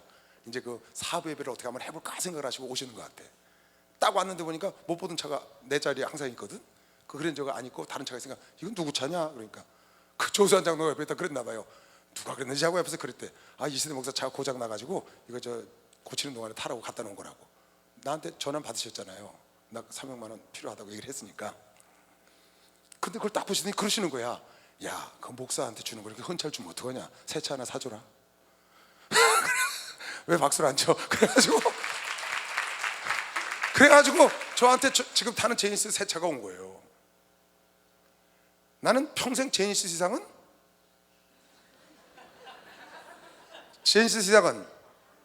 타면 돼야 안 돼요? 그건 약속인데 하나님과 기도했는데 타면 안 되지. 그냥 제니시스 이상은 안 타요. 근데 한 달 지났는데 누가 그러대. 내가 그 얘기를 누구한테 했거든요. 야, 나 제니시스 주면 제니시스 이상 안 탄다고 딱 하나님께 기도를 했는데 제니시스 색이 왔어. 이제 난 제니시스 이상은 안 탈 거야. 그랬더니 목사님 걱정하지 마세요. 에쿠스가 제니시스로 바뀌었어요. 에쿠스가 제니시스로 바뀌었다는 거야. 이름이 제니시스로. 그래서 내가 한참 웃었어요. 그러니까 여러분과 내가 어떤 기준이 있어야 된다 그 말이에요. 기준. 내가 집은 이 정도에서 살겠습니다. 차는 이런 걸 쓰겠습니다. 내가 이 정도 수준으로 살겠습니다. 내 인생을. 그런 기준이 있어야 되는데 기준 없이 그렇게 하지 말라고 말이에요. 어떤 사람은 기준이 최고래서 뭐 그런 사람도 있겠죠. 근데 꼭 그럴 필요 없잖아요. 우린 주를 위해서 사는 거지, 이 땅에. 할렐루야. 여러분, 나는 주를 위해서 존재하는 것이면 박수 하나 주세요. 주를 위해서 존재하는 거 아니에요. 여러분이 재물을 모으기 위해서 비리를 행하면 안 됩니다. 비리. 무슨 말인지 알죠? 뭐 사기를 친다거나 누굴 속인다거나 남을 아프게 하고 내가 그런 짓은 절대로 하면 안 돼. 그건 조심해야 돼. 아까 얘기했죠? 한탕주의 여러분 절대로 하면 안 돼. 한탕주의, 로또, 경마 아예 근처도 가지 마세요. 여러분 그런 거 근처도 가지 마. 만약에 로또를 꼭 사고 싶거들랑 그 로또 회사를 도와주기 위해서 사면 돼요. 근데 실제로 그런 사람이 몇이나 있겠어요. 그거 한탕하려고 사지. 그러지 말고 그 만약에 경마해서 가가지고 나 경마장을 안 가봐서 잘 모르겠어요. 그 만약에 당첨돼가지고 뭐 한 10만 원 내면 한 5천만 원 타고 그런다고 그러대. 대문국이. 그런 거 한 번 내면 그 사람 인생 망칩니다. 그 잭파 한번 터지면요 그 사람 인생 망쳐. 왜? 맨날 가서 빠진 것만 땡기고 있으니까. 맨날 경마장에 가니까 한 번 터졌으니까 맛을 봤으니까. 그래서 안 되는 거예요. 열심히 땀 흘려서 먹고 살아야 합니다. 땀 흘려서 번 것만 내 건 거면 시험 박수 받아. 땀 흘려서 번 것만 내 거. 그리고 여러분이 열심히 땀 흘려서 모으고 벌면 하나님이 하고자 하는 자에게 함께 하시기 때문에 그곳에다가 하나님이 기름을 부어서 오병의 기적을 일으켜 주는 거예요. 그곳에다가. 그래서 밥 먹을 겨를도 없이 제자들이 열심히 일할 때 하나님이 오병의 기적을 일으킨 것처럼 여러분이 열심히 하려고 그럴 때 거기 있는 거죠. 지난번에 얘기했죠. 쓰레기도 한 군데 버리기 시작하면 이 사람 다 갖다 버려가지고 나중에 쓰레기가 많이 모인다니까. 내가 열심히 저축한다는 얘기를 들으면 부모도 돕고 많이 도와줘. 왜? 저축할 수 있도록. 근데 막 쓰면 저 사람 막 쓰는 사람이야 나도 가서 좀 같이 쓰고 이랬어. 결국 망가지는 거. 기마이 내고 뭐 기분 다 할 수 있죠. 근데 자기는 속으로 넓은 집에 사는데 빚지고 살아. 일본 사람들은 기마이 안 부려요. 그 사람은 조금밖에 안 먹어요. 검소하게 살아. 근데 그 사람들은 작은 집에 살지만 남에게 빚을 주고 산단 말이에요. 다른 나라에까지. 전 세계에 빚을 주고 살잖아요, 일본은요. 그러니까 여러분이 잘 생각해서 이런 한 번에 뭐 어떻게 하고 인생 역전 한꺼번에 이렇게 하는 건 열심히 하던 사람에게 이루어지는 거지 가만히 있는 사람에게 절대로 안 이루어져요. 자, 그래서 이제 탕관오리들, 이 지도자들, 두령들 그런 것에 대한 질타를 했습니다. 특히 이 선지자들, 주의 종들, 오래된 사람들. 왜? 나라가 번성하니까. 지금 예루살렘 교단도 번성하니까 그럴 수 있거든요. 예루살렘 교단 목사들 조심해야 합니다. 주의 종들, 또 축복받은 우리 장로들, 그런 사람들도 조심해서 너무 내 배만 이렇게 하지 말고 나누면서 그렇게 할 생각을 해야 돼요. 자, 봐요. 그리고 이제 그렇게 책망을 하고 난 다음에 그리스도로 말미암아 하나님이 너에게 평화를 주리라는 평화를 회복시켜 주겠다고 약속을 했어요. 하나님이 밭을 갈듯이 갈아 엎는데 그러나 너희가 포로에서 다시 돌아오고 하나님 너에게 평화 중에 평화를 준다. 그때는 칼을 보습으로, 창을 낫으로 바꾸리라. 그 말이 무슨 말이에요? 칼을 보습, 보습이 뭐냐면 쟁기 이렇게 끼워서 이렇게 밭 깔 때 쓰는 걸 보습이라고 그러거든요. 그러니까 농사 짓는 연장으로 쓴다는 거예요. 뭐를? 전쟁 무기를. 칼을 보습으로, 창을 낫으로 바꿔 평화가 하겠다는 거죠. 무엇을 통해서? 너희가 지금 이렇게 죄로 말미암아 하나님 너희를 징계하지만 그것을 통해서 너희가 하나님 완전히 버리는 게 아니고 때가 되면 예수 그리스도로 말미암아 너에게 완전한 평화를 주시고 너에게 평강을 주시고 포로에서 돌아오게 하겠다고 회복도 지금 예언해 주는 겁니다. 그 회복은 무엇으로 오느냐? 예수로 말미암아 온다고. 지금 베들레헴 에브라다야, 너희가 이스라엘에서 가장 작은 도시나 그곳에서 이스라엘의 치리자가 나오리라는 유명한 예언이 미가서 5장 2절에 지금 나오는 겁니다. 보세요. 미가서 4장 1절, 말일에 이르러는 여호와의, 이제 너희가 하나님이 뒤집어 엎고 고난을 당하고 멸망을 하지만 결국은 하나님이 너희를 다시 되돌킨다는 얘기인데, 말일에 이르는 여호와의 전의 산이 산들의 꼭대기에 굳게 서며 작은 산들 위에 뛰어나고 민족들이 그리로 몰려갈 것이라. 이스라엘로 몰려간다는 거죠. 하나님 다시 축복을 해서 곧 많은 이방이 가며 이르기를 오라, 우리가 여호와의 산에 올라가서 야곱의 하나님 전에 이르자. 이스라엘 백성들에게 이제 사람들이 몰려드는 것이죠. 하나님 그들을 축복했다. 그가 그 도로, 우리 그 도, 예수 그리스도의 도로, 하나님의 도로 우리에게 가르치실 것이라. 우리가 그 길로 행하리라 하리니 이는 율법이 시온에서부터 나올 것이요 이스라엘 백성으로부터 하나님 법이 나오고 여호와의 말씀이 예루살렘으로부터 나올 것임이니라. 그가 많은 민족 중에 심판하시며 먼 곳 강한 이방을 판결하시고 다 전 세계를 주관하시는 그분이, 무리가 그 칼을 쳐서, 모든 나라에 무리가 칼을 쳐서 보습을 만들고 창을 쳐서 낫을 만들 것이며 이 나라와 저 나라가 다시는 칼을 들고 서로 치지 아니하며 다시는 전쟁을 연습하지 아니하고 각 사람이 자기 포도나무 아래와 자기 무화과나무 아래에 앉을 것이라. 자기가 농사진 거 자기가 먹는다는 거죠. 전쟁 나면 못 먹잖아요. 그들을 두렵게 할 자가 없으리니, 전쟁이 사라지니까 평화가 오니까, 이는 만군의 여호와의 입에 이같이 말씀하셨음이니라. 예수 안에 들어오면 평화가 깃드는 걸 믿는 사람만 박수로 하자. 예수 안에 들어오면 평화. 만민이 각각 자기의 신의 이름을 빙자하여 행하되 오직 우리는 그렇게 우리에게 평화를 주시고 약속을 행하실 우리 하나님 여호와의 이름을 빙자하여 영원히 행하리라. 그렇게 하면 여호와께서 말씀하시되 그날엔 내가 저는 자를 모으며 쫓겨난 자와 내가 환난 받게 한 자를, 너희들 이렇게 고난 중에 뒤집어 엎은 자들, 포로로 잡혀간 자들 다 돌아오게 한다는 거예요. 그 저는 자로 남은 백성이 되게 하며 남은 자가 돼서 구루토기가 돼서 멀리 쫓겨났던 자로 강한 나라가 다시 돼서 일으켜주고, 나 여호와가 시온산에서 이제부터 영원까지 그들을 치리하리라. 할렐루야 하셨나니 너 양떼의 망대여 딸 시온의 산이여 이전 걷는 곳 딸 예루살렘의 나라가 네게로 돌아오리라. 그러니까 포로가 다 회복되는, 무엇으로 되는 거냐? 5장 2절의 말씀 보면 돼요. 결론은 예수 그리스도로 말미암아 너희가 회복되고 포로로에서 돌아오고 평화가 깃든다는 거죠. 베들레헴 에브라다야, 너는 유다 족속 중에 작을지라도 이스라엘을 다스릴 자가 내게로 나올 것이라. 마태복음에 인용했죠. 베들레헴 에브라다야, 너는 지극히 작은 고리라도 그곳에서 예수가 오신다는 거예요. 그래서 베들레헴에서 마오카에서 태어나죠, 예수가. 그의 근본은 상고의 태초니라. 태초부터 계신 분이라. 그러므로 임산한 여인이 해산하기까지 그들을 붙여 두시겠고 그 후에는 그 형제 남은 자가 이스라엘 자손에게로 돌아오리니 예수가 오시면 다 돌아온다는 거예요. 그가 여호와의 능력과 하나님의 여호와의 이름의 위엄을 의지하고 하나님의 이름으로 예수께서 서서 그 때를, 그들의 양떼를, 성도들을 먹여서 그들로 안연히 거하게 할 것이라. 이제 그가 장대하여 땅끝까지 평화를 미칠 걸 미시면 박수로 평화를 미친다. 이건 미가 선지자가 예언해 놓은 겁니다.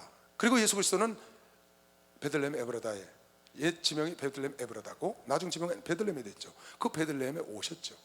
누구의 몸을 타고? 이사야가 예언한 대로 처녀의 몸을 타고 이새의 뿌리에서, 유다의 자손에서 예언한 대로 그대로 오셨어요.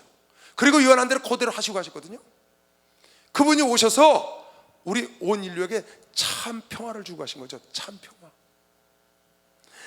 칼을 보습으로, 창을 낫으로 만들고 다시는 전쟁이 없고 자기가 농사진 포도나무와 무화과나무의 과실을 먹으리라 지금 그랬거든요. 근데 지금 그렇지가 않잖아요.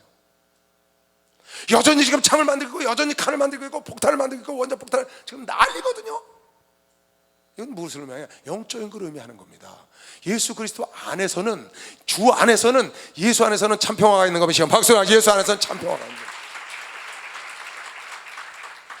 그래서 여러분이 예수 안에 들어와서 예수 안에서도 아직도 여전히 여러분 마음속에 칼이 있거나 창이 있거나 미움이 있거나 다툼이 있으면 그건 여러분이 온전히 예수 안에 들어온 게 아닌 거예요. 예수 안에 들어와서 아직도 참 평화, 말하자면 지금 얘기한 대로 비유를 들자면 칼을 보습으로 창을 낫으로 만들지 못한다면, 여러분이 미워하는 사람이 있거나 여러분이 다투는 사람이 있거나 그런 사람을 여전히 미워하고 다투거나 만약에 여러분 속에 칼을 품거나 창을 품고 있다면 여러분은 진정한 그리스도 안에 들어오지 않은 겁니다.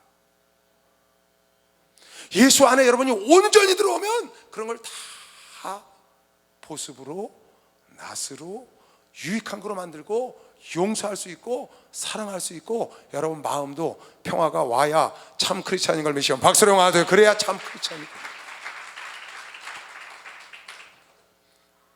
요한복음 볼까요? 요한복음 14장 27절 16장 두 군데 나오죠.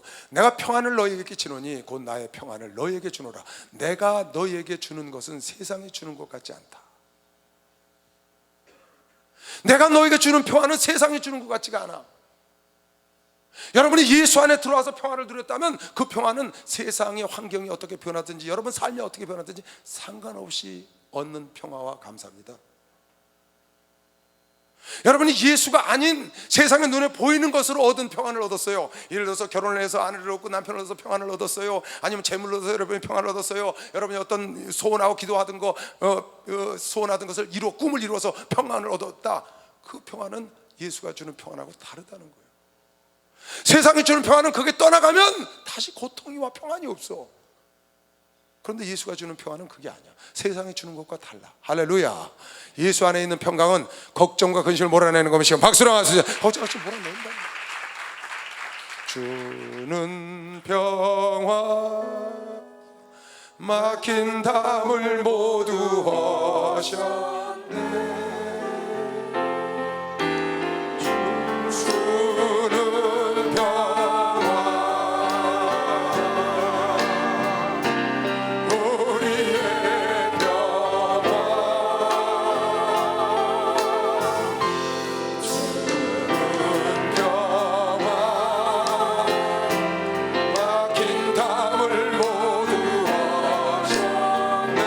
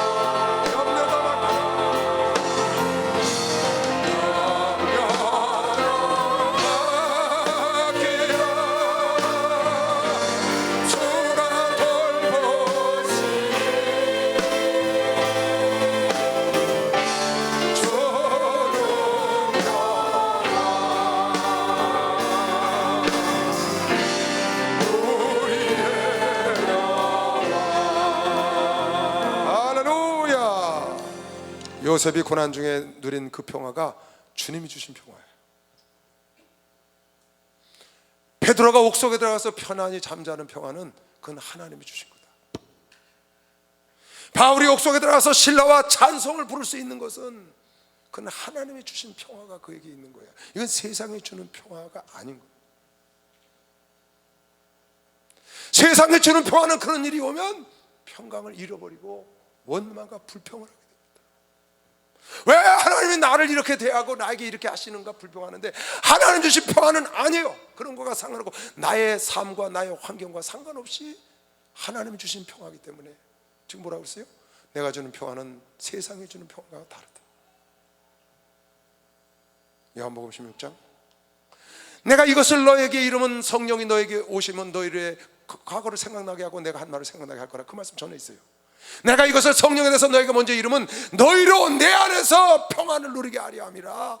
세상에서는 너희가 환난을 당하나 담대하라. 내가 세상을 이겼다. 세상에서 환난을 당해도 평안을 누리게 하기 위하여 하나님께서 일을 행하시고 일을 말씀하시고 일을 행하시겠다는 거예요. 성령을 여러분에게 주시겠다는 거예요. 내가 예수 안에 온전히 있으면 칼을 보습으로 창을 낫으로 만들 수 있다는 겁니다. 내 안에 칼 같은, 내 안에 창 같은 마음, 그런 사람이 있어도 참 그리스도 안에 오면 베들레헴 에브라다야, 너는 지극히 작은 성일지라도 너에게서 이스라엘 치리자가 나오리라고 그랬는데, 그 예수가 여러분과 내 속에 오시면 이건 세상이 준 평화가 아니기 때문에 여러분 안에는 평안하고, 그런 사람이 범사에 감사하는 겁니다. 지금 박수로 그런 사람이 범사에 그 예수 안에 여러분이 없기 때문에 그런 겁니다. 그 예수 안에 완전히 들어가 버리면, 내가 예수 안에, 예수가 내 안에 완전히 들어오면 세상의 어떤 환경이, 세상의 물질이, 눈에 보이는 어떤 것들이 나를 무너뜨리지 못하는 거예요. 나를 불평하게 하고 나를 원망하게 하지 않는다는 겁니다. 왜? 그 예수 안에 있기 때문에. 바울은 그 옥속에 있든지 어디에 있든지 상상할 수 없는 고난을 당했다고 그는 말합니다. 먹지 못하고 자지 못하고 매 맞고 죽을 겁을 수없이 넘는데 그 중에서도 범사에 감사했다고 간증한 겁니다. 박수로 범사에 간증 감사. 그게 그리스도가 주는 평강이에요. 여러분 마태복음 6장에 보세요. 여러분이 주기도문을 잘 볼 필요가 있습니다. 주기도문의 핵심이 뭔 줄 알아야 돼요. 주기도문의 핵심, 하늘에 계신 우리 아버지여, 이름이 거룩히 여김을 받으시오며 나라의 임하옵시며 뜻이 하늘에서 이룬 것 같이 땅에서 이루어지이다. 오늘날 우리에게 일용할 양식을 주옵시고 우리가 우리에게 죄진 자를 사하여 준 것 같이 우리 죄를 사하여 주옵시고 우리를 시험에 들게 하지 마옵시고 다만 하나님께서 구하옵소서. 나라와 권세와 영광의 아버지께 영원히 있사옵나니. 주께서 가르쳐주신 기도예요. 이 핵심을 여러분이 깨달아야 돼요. 이 핵심은 그 다음 절에 나와요. 그러면 너희가 이렇게 기도하라. 하늘에 계신 우리 아버지의 이름이 거룩히 여김을 받으시오며 나라의 임하옵시며 뜻이 하늘에서 이룬 것 같이 땅에서도 이루어지이다. 오늘날 우리에게 일용할 양식을 주옵시고 우리가 우리에게 죄진 자를 사하여 준 것 같이 우리의 죄를 사하여 주. 이게 핵심이에요. 12절이 12절이 주기도문의 핵심이라고.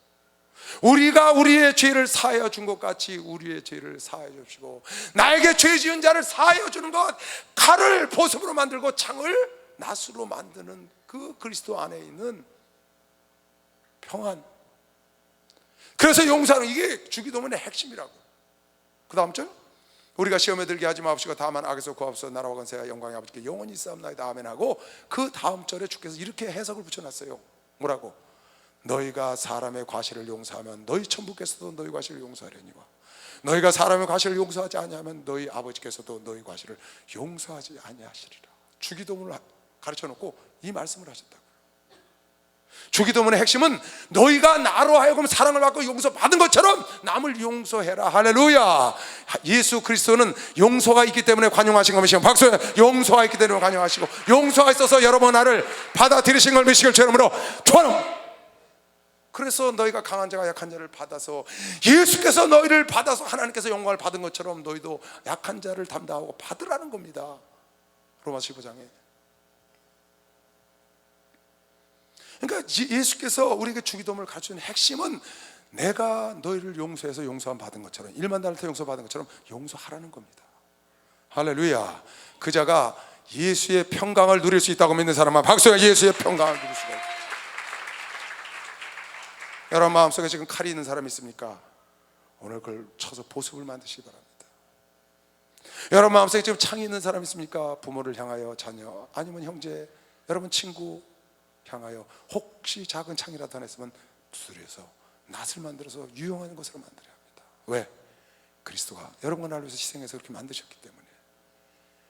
베들레헴 에브라다에 오신 그 작은 거울에 오신 예수 그리스도, 천하게 오신 그 예수 그리스도가 이 평화를 주신다는 겁니다. 여러분과 나를 포로에서 고토로 돌려본다는 말은 뭐예요? 다 회복시켜 주겠다는 거예요. 깨닫게 하겠다는 거예요. 오늘날 이스라엘을 하나님 세워놨잖아요.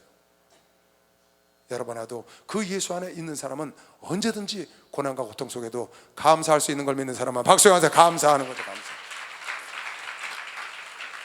이 평강을 여러분과 내가 누려야 돼요. 이 평강을 누려야 돼요.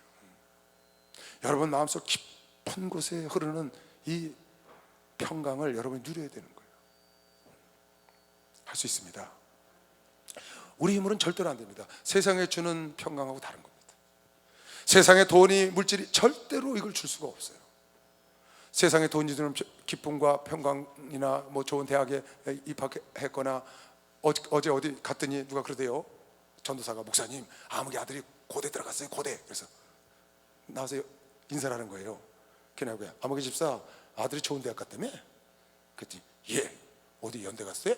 아니요, 고대 들어갔어요. 그래서 그럼 하통돼야지. 그랬더니 벌써 1년 전에 하통됐습니다. 1년 전 거래. 그러니까 지금 시들하다 그 말이야. 시들하다. 1년 지나니까 시들하더래. 그때는 좋아서 한통냈는데 지금 1년 지나니까 무슨 1년까지 가요. 그게 안 갑니다. 근데 예수 그리스도의 평강은 영원히 가는 거 믿는 사람 박수로 하죠. 영원히 가는, 영원히. 박수 좀 세게 쳐요. 주는 나를 기르시는 목자여, 나는 주님을 기다리냐.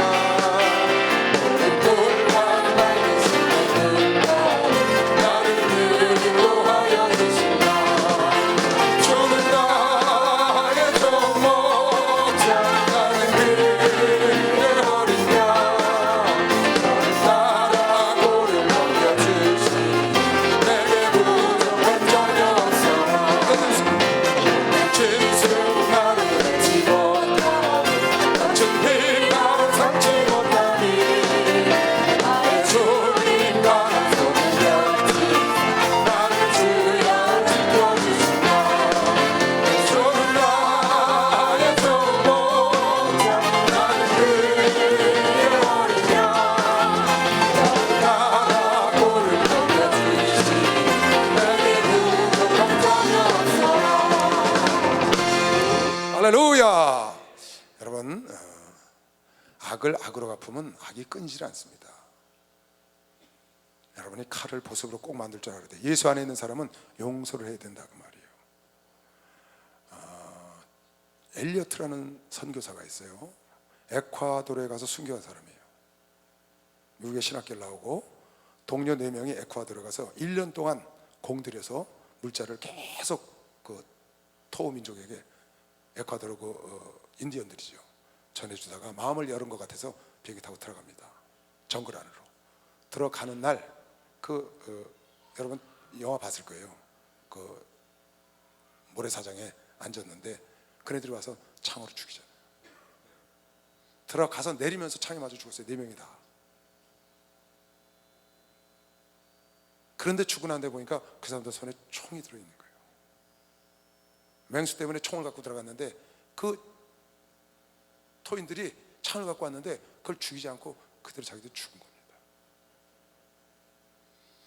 그 사람들을 결국 그 아내들이 데리고 나와서 장사를 지냈는데 그 아내들이 나중에 어떻게 하느냐, 다시 그 민족에게 들어가요. 애들을 데리고. 그 남편을 잃은 아내들이 아이들을 데리고 그 토인들에게 들어간다고요. 들어가서 얼마나 놀라겠어요. 그 사람들이요. 가서 너희들이 죽인 그 사람의 아내라고 얘기를 하고 그네들과 그리스도를 전하고 복음을 전하고 그네들을 변화시키는 거예요. 그런데 그 엘리엇과 4명을 죽인 그 토인들은 남자들이 태어나면 전사가 돼야 돼. 전사. 그래서 창으로 사람 죽이고 막 독화살을 쏘는 거, 그런 걸 배워서 얘네들이 성장하면 자기 부모를 죽인 상대방을 가서 싹 죽여버려요. 그러면 그쪽 사람들은 어른들이 다 죽고 아이들이 또 자라. 그럼 그 아이들이 그걸 마음속에 뒀다가 또 전사가 돼서 자라갖고 이쪽 사람들이 나이가 들면 와서 싹 죽여. 그럼 이쪽 아이들이 또 자라서, 그래서 전사가 돼가지고 계속 부족끼리 남자를 죽이는 거예요. 그 고리를 이 엘리엇의 아내가 들어가서 잘라버리는 거예요. 어떻게? 복음을 증거하고 예수를 믿는 사람은 원수를 갚으면 안 된다. 원수를 사랑해야지. 원수를 해서 기도해야지. 그 복음을 가르쳐줘서 그네들을, 그 선교사를 죽인 사람들이 이 아내들의 말을 듣고 예수를 받아들이고 복음이 증거되면서 그 원수 갚는 게 끊이면서 그 서로 전사가 돼서 계속 죽이는 일이 고리가 끊어지는 겁니다. 그래서 이웃 부족에게까지 복음이 증거되기 시작하는 거예요. 그 책 이름이 영광의 문이라는 책이에요. 영광의 문. 영광의 문으로 자기 남편이 들어갔다는 게 선교를 갔다가, 그래서 그 아내가 가서 그런 역사를 일으킵니다. 에콰도르, 우리나라에 왔었고 우리 목사님 가셨던 에콰도르에 있었던 일이에요. 여러분, 예수 안에 있는 사람은 내 안에 있는 칼과 창을 보습으로 바꿔야 돼요. 예수 안에 있는 사람은 다툼을 하면 안 돼요. 예수 안에 있는 사람은 미워하면 안 돼. 사람을 미워하고 막 속을 끓이고 다투고 막 싸우고, 이거는 예수 안에 있는 사람이 아니에요. 그 사람이 예수 안에 있다면, 혹 있다면 한쪽 다리만 이렇게 걸친 사람, 한쪽 다리만 걸친 사람. 그래서 그렇게 하는 거예요. 완전히 예수 안에 여러분과 내가 들어오면 절대 사람을 미워할 수가 없어요. 그리고 다투지 않습니다. 원수를 위해서 기도할 수 있는 것이요. 박수령아, 원수를 위해서 기도할 수 있다. 참 이거 귀한 말씀입니다. 하나님이 함께 하시면, 예수 그리스도 베들레헴에 오신 그 예수 그리스도를 만나면, 너희의 치리자가 오시면 그 치리자가 너희의 칼을 보습으로 창을 낫으로 만들고 전쟁이 없게 하고 너희가 그 각자 심은 그 과일의 열매를 먹게 해준다는 겁니다. 그렇지 않습니다. 지금 세상은. 예수가 왔는데 예수 안에 있는 사람들은 그래야 된다고 영적으로 가르쳐 준 겁니다. 할렐루야. 여러분은 꼭 그래야 합니다. 여기 오늘 미가가 아주 멋진 말을 썼습니다. 이스라엘 백성들에게 보세요. 하나님께서 미가를 통해서 그런 거예요. 이스라엘 백성들아, 내가 너희들한테 뭘 잘못하게 했는데 나한테 이렇게 대하냐? 내가 좀 하라는 대로 하지 왜 내가 하라는 대로 하고 나한테 이럴 수가 있냐 너희들. 그게 하나님이 이스라엘 백성들과 변론하는 거예요. 미가를 통해서. 그때 이스라엘 백성들이 깨닫고, 그럼 어찌하게 했으면 좋겠습니까? 하고 물어보니까 미가 선지자에게 하나님이 이렇게 세 가지를 가르쳐줬어요. 나는 너희들이 이렇게 하기를 원한다. 그게 아주 유명한 말씀이 여기 나옵니다. 너희는 여호와의 말씀을 들을지어다 내게 이르시기를, 하나님께서 너는 일어나서 산 앞에서 쟁변하여 작은 산으로 내 목소리를 듣게 하라 하셨나니, 백성들을 놓고 쟁변해보라는 겁니다. 어떻게? 너희 산들과 땅의 견고한 지대들아, 너희는 여호와의 쟁변을 들으라. 여호와께서 자기 백성과 쟁변하시며 이스라엘과 변론하실 것이라. 이르시기를, 내 백성아, 내가 무엇을 내게 행하였으며 무엇을 너를 괴롭게 하였느냐? 너는 내게 증거해라. 괴롭게 한 것을 말해봐라. 그만. 내가 너를 애굽 땅에서 인도하여 내가 종 노릇하는 집에서 속량하였고, 모세와 아론과 미리암을 보내어 네 앞에 행하게 하였었고, 내 백성아, 너는 모압 왕 발락의 꾀한 것과 부올의 아들 발람이 그에게 대답한 것 치욕하지. 저주하라고 발락이 꼬였는데 가는 곳마다 저주하지 못하고 축복의 말을 한 거, 그거 내가 다 시킨 거 기억하지 않냐 그 말이에요. 발람 선지자. 시딤에서부터 길갈까지 저 광야 다 지나도록 이를 추억해봐라. 그리하면 나 여호와의 의롭게 행한 것을 너희가 알리라. 내가 너희들한테 이렇게 좋게 해줬는데 왜 나한테 와서 너희들 그러냐고 말이야. 하나님이 여러분에게 나쁘게 해주고 있냐고 말이야. 여러분에게 세상에 살고 본질상 진노의 자녀이던 여러분 하나를 하나님이 은혜 주셔서 하나님 안에 불러주시고, 지금까지 광야 생활이지만 하나님이 인도해 준 것이요. 박수로 하지. 하나님 인도해 주셨잖아요. 세상에서 여러분을 지켜준 걸 외식을 죄름으로 초안하면, 왜 그걸 기억하지 않고 왜 나한테 이렇게 불평하고 왜 이렇게 욕심을 부리고 왜 우상을 숭배하고 그러냐는 겁니다. 지금 왜 하나님 나한테 왜 이렇게 하냐 그 말이에요. 하나님이 변론하시는 거죠. 그랬더니 이스라엘 백성들이, 그러면 우리가 무엇을 가지고 여호와 앞에 나아가며 높으신 하나님께 경배할까? 내가 번제물 1년 된 송아지를 가지고 앞에 나아갈까요? 여호와께서 천천의 수양이나 만만의 강수 같은 기름을 기뻐하시나요? 천천만만의 수양과 그 소를 갖고 나갈까요? 내 허물을 위하여 내 마다들을 드릴까요? 내 영혼의 죄를 위하여 내 몸을 드릴까요? 이스라엘 백성들이 그렇게 말을 하는 겁니다. 그랬더니 주께서 말씀하시길, 사람아, 주께서 선한 것을 무엇임을 내게 보이셨나니 여호와께서 내게 구하시는 것이 오직 세 가지가 있는데, 첫째는 공의를 행하라, 둘째는 인자를 사랑하라, 인자를 사랑하라. 어질고 자비롭게 살아라, 그 말이에요. 세 번째는 겸손히 네 하나님과 함께 동행하는 것이 아니냐. 세 가지를 하나님께서 내가 너희들 이렇게 잘했는데 너희들 왜 나한테 이렇게 하냐, 그래서 내가 너에게 손을 대게 하느냐. 그랬더니 깨닫고 이스라엘 백성들이 그러면 어떻게 했으면 좋겠습니까? 그랬더니 세 가지를 하나님께서 원하는 것을 부탁했어. 하나님 마음을 알아야지. 주군의 마음을 알아야지. 할렐루야. 하나님의 마음을 알아야 올바로 잘 섬기는 것이요. 박수령 하죠. 하나님의 마음을 알아야. 그런데 감사하게도 하나님께서 이스라엘 백성들에게 원하는 걸 말하셨어. 뭐라고 원했냐? 너희들 예배 좀 빼먹지 마라, 제사 드려라. 나한테 그러질 않으셨다고. 그러질 않으시고 오히려 생각지 않은 말씀을 하셨는데 그 세 가지가, 첫째는 공의롭게 살아라. 이 두령들아. 여기 지금 두령과 지리자들과 제사장들과 선자들에게 하는 말입니다. 지도자가 되거들랑, 너희가 좀 됐다고 하거들랑 공의롭게 살아라. 공의롭게, 정직하고 진실하게. 여기 봐요. 정직하고 진실하게 살아라는 거예요. 공의롭게. 악을 행하지 말고 공의롭게 살아라. 왜 여러분 공의롭게 못 사는 줄 아세요? 당장 눈앞에 이익 때문에 그러는 거예요. 당장 눈앞에 이익 때문에 거짓말하고 공의롭게 못 살아. 그래서 사기를 치고 남을 악하게 하고 속이고 막 그런다. 그래서 아까 뭐라고 그랬어요? 재판을 하되 뇌물을 위해서 재판을 하고, 예언을 하되 삭스를 위해서 예언을 하고, 삭스를 위해서 교훈을 한다는 거예요, 제사장이. 그렇게 하지 말고 공의롭게 하라. 공의롭게. 뇌물 받고 삐뚤어하지 말고. 그게 첫 번째 원하는 거예요. 여러분, 하나님은 정직하게 해서 지혜를 주길 원하는 것이고, 박수로 정직하게 살길 원하는 거죠. 두 번째, 인자를 좀 사랑해라. 어질인 자, 자비로울 자자. 어질게 살라는 거. 어질고 자비를 베풀며 살아라. 세 번째, 하나님과 동행해라. 어떻게 하면 하나님을 동행할 수 있나요? 하나님을 어떻게 하면 동행할 수 있나요? 하나님의 말씀을 순종하면 되죠. 하나님의 말씀을 순종하면 되지.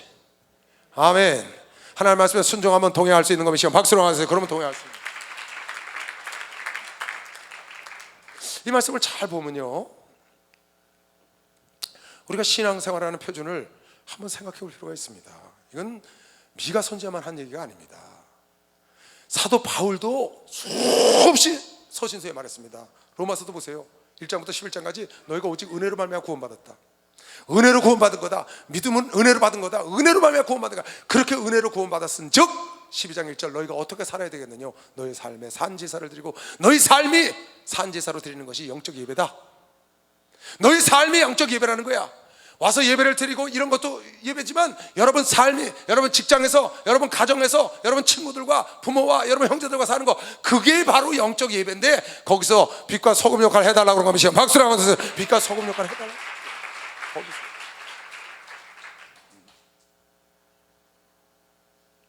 사도 바울도 그랬고 베드로도, 너희는 하나님이 거룩하니 너희도 거룩하게 살아야 된다는 거예요. 사는 걸 거룩하게 살라는 말이 무슨 말이에요? 구분된 삶을 좀 살아라, 그 말이에요. 세상 사람들하고 똑같이 살지 말고 구분된 삶을 살아라. 내가 거룩하니 너희도 거룩하라. 레위기 19장 2절 말씀, 레위기 11장 14절 말씀 그대로 인용해서 내가 거룩하니 너희도 거룩하게 살라고 기록되지 않았느냐. 베드로도 그랬습니다. 야고보도 그랬습니다. 야고보도 행함이 없는 믿음은 가짜다. 행함이 없는 믿음은 가짜다. 너희가 믿음이 있으면 행함으로 아브라함처럼 보여봐라. 그러니까 주님이 원하시는 것은 너희가 내게 와서 천천만만 강수 같은 기름을 원하는 게 아니다. 어떤 사람들은 착각하는 사람들이 있습니다. 자기는 하나님이 원치 않는 삶을 살아요. 그리고 헌금 많이 하면 그게 탕감되는 줄 알아요. 자기는 하나님이 원치 않는 삶을 살아요. 그리고 봉사 많이 하면 탕감되는 줄 알아요. 착각입니다. 그게 아니에요. 여러분 시편 15편도 지난번에 공부했죠? 주의 성산에 유할 자가 누구냐? 주의 성산에 유할 자가 누구냐는 거예요. 거기 답이 뭐예요? 너희가 이 땅에 사는 삶을 하나님 말씀대로 행동으로 사는 사람이 주의 성산에 유하는 것이지 제사장이 유하는 것이 아니다. 선지자가 유하는 것이 아니고 두령들이 유하는 것이 아니고 세상에 성공한 사람이 유하는 게 아니고 하나님 말씀대로 인자와 자비를 베풀고 어려운 사람을 돌보며 사는 것이 그게 한나라의 성산에 유할 자가 아니냐. 그리고 노래를 했다고요. 성전에 올라갈 때 그 노래를 했다고. 이것이 아주 중요한 거죠. 이건 아주 유명한 말씀입니다. 여러분 이거 설교 많이 들었을 겁니다. 하나님이 원하는 건 뭐냐? 공의롭게 살아야 한다. 하나님이 원하는 건 뭐냐? 어질고 자비롭게 살아야 한다. 할렐루야. 하나님이 원하는 게 뭐냐? 하나님과 동행하는 건데, 하나님께 동행하는 방법은 하나님 말씀에 순종하는 것이요, 박수로 순종하고 사는 것이죠.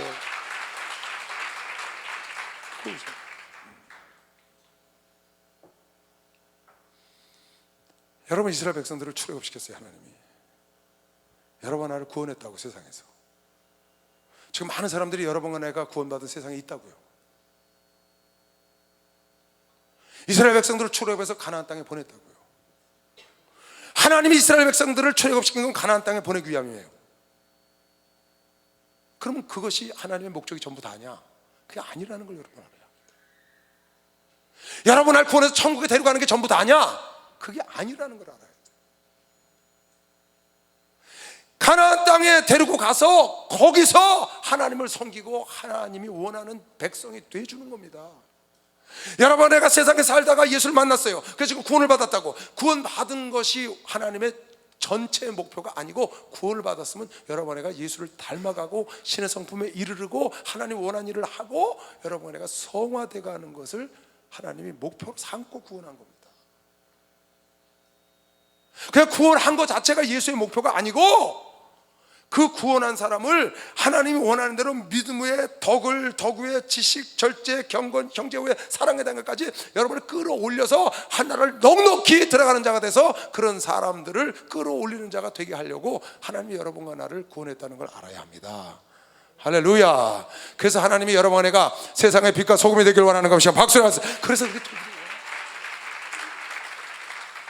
그저 나 하나 구원받고 그만이 아니고 여러분에가 변해서 세상에서 그걸 행하라고 말합니다. 지금 주님이 우리에게 잘못한 일이 없고 주님이 우리를 그렇게 행하셨군요. 그러니 우리가 어떻게 하면 좋겠습니까? 천천만만의 강수 같은 기름을 드리고 짐승을 드려야 됩니까? 그게 아니다. 날마다 예배를 드려야 됩니까? 새벽 기도해야 됩니까? 그게 아니다. 그게 아니고 내가 이런 삶, 어떤 삶? 깨끗하게 살고 공의롭게 살고 정직하게 살고, 그게 공의 아니에요? 그리고 이해하고 남을 배려하는 인자한 삶, 그리고 하나님과 동행하는 삶, 하나님과 그런 삶을 살기를 원해서, 그래서 우리가 성숙해 나가는 것을, 성화되가를 하나님의 그리스도의 분량에 이르러서 하나님 마음을 아는 그런 사역자가 되고 그런 일꾼들이 되기를 원하는 게 아버지 뜻이죠. 여러분 바닷물은 3%가 안 되는 소금으로 저렇게 늘 깨끗함을 유지한답니다. 여러분 너무 잘하는 거죠. 3%가 안 되는데 몇 프로인지 모르겠어요. 2몇 프로는 얘기 들었는데, 기독교인들이요, 기독교인은 기독교인다워야 합니다. 아멘. 기독교인이 똑같이 싸우면 안 되는 겁니다. 저는 안 된다고 생각해요. 왜 안 되냐? 예수 안에 들어온 사람은 예수로 말하면 평안을 갖고 있다고 아까 그랬잖아요. 그래서 칼을 보석으로 바꿔야 된다는 겁니다. 창을 낫으로 바꿔야 된다는 겁니다. 근데 여전히 창과 칼을 갖고 있으면 그건 그리스도인이 아니잖아요.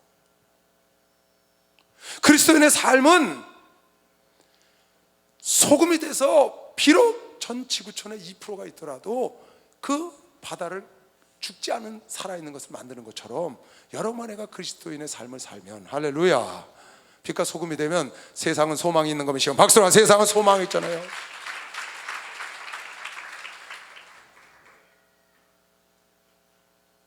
그래야 세상이 소망이 있는 거죠. 그래서 미가 선지자를 통해서 간절히 그렇게 부탁을 하는 겁니다. 여러분 봐요, 오늘날 세상과 얼마나 유사한가. 재앙이 일어나요.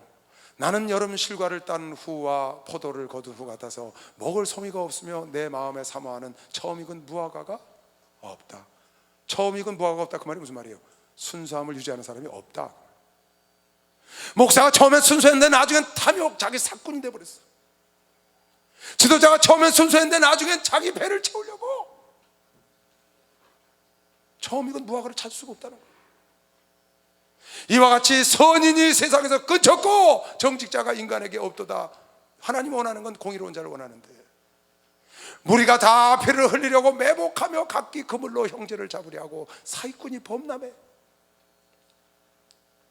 두 손으로 악을 부지런히 행하는도다. 그 군장과 재판자는 뇌물을 구하며 대인은 마음에 악한 사욕을 바라며 서로 연락만 취하고, 그들의 가장 선한 자라도 가시 같고 가장 정직한 자라도 찔레 울타리보다 더해. 그들의 파수꾼들의 날, 곧 그들의 형벌의 날이 임하였으니 이제는 그들이 요란하리로다. 형벌이 오면 그때서야 이제 깨닫고 난리치는 거죠. 요즘 세상이 얼마나 어수선합니까? 요즘 완전히 불신의 시대입니다. 지금 이 미가는 뭘 지금 지탄하는 거냐? 사회 악을 지탄하는 겁니다. 사회 악. 예수 그리스도 안에서 예배드리는 그걸 얘기하는 게 아니고 우상숭배를 얘기하는 거. 세상에서는 사회가 악하다는 거예요. 세상이 탐욕으로 완전히 무너졌다는 거예요. 그리고 이렇게 지금 기대할 것이 없는 썩어가는 세상이 됐다는 거죠. 세상이 부패해졌어. 그래서 요새 보이스피싱에다 막 이러니까 사람들이 다 서로 불신이 가득해. 무슨 문자가 들어와도요, 이게 진짠가 가짠가, 이걸 연락을 해야 되나, 뭐 연락하면 25만 나간다니까, 나 눌러야 되나 말아야 되나. 왜 이렇게 세상이 됐어요? 부패해요. 여기 사는 길이 하나 있다고 오늘 미가 선지자는 얘기하는 겁니다. 너희는 이웃을 믿지 말며 친구를 의지하지 마. 믿을 사람이 없어. 친구도 세상에 그렇게 만들었어. 내 품에 누운 여인에게도 내 입의 문을 지키래. 왜? 믿을 자가 없으니까. 비밀을 함부로 말하면 안 된다는 거예요. 아들이 아비를 멸시하며 딸이 어미를 대적하며 며느리가 시어미를 대적하리니 사람의 원수가 곧 자기의 집안 사람. 이거 신약성경에 인용했잖아요. 원수가 집안 사람이야. 믿을 사람이 형제들도 못 믿어. 세상이 부패하고 서로 불신의 세상이 돼서 미가 선지자가 지금 외친 겁니다. 지금 사회상이 그렇다는 겁니다. 미가 시대에. 근데 오늘날 사회상도 별반 나을 게 없잖아요.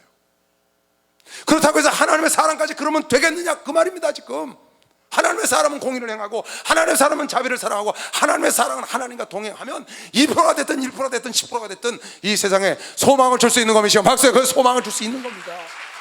그래서 여러분이 해야 될 일이 뭐냐? 미가 선지자가 마지막에 외치는 겁니다. 오직 나는 여호와를 우러러보면 나를 구원하시는 하나님을 바라보라니 하나님이 나를 들으시리로다. 할렐루야.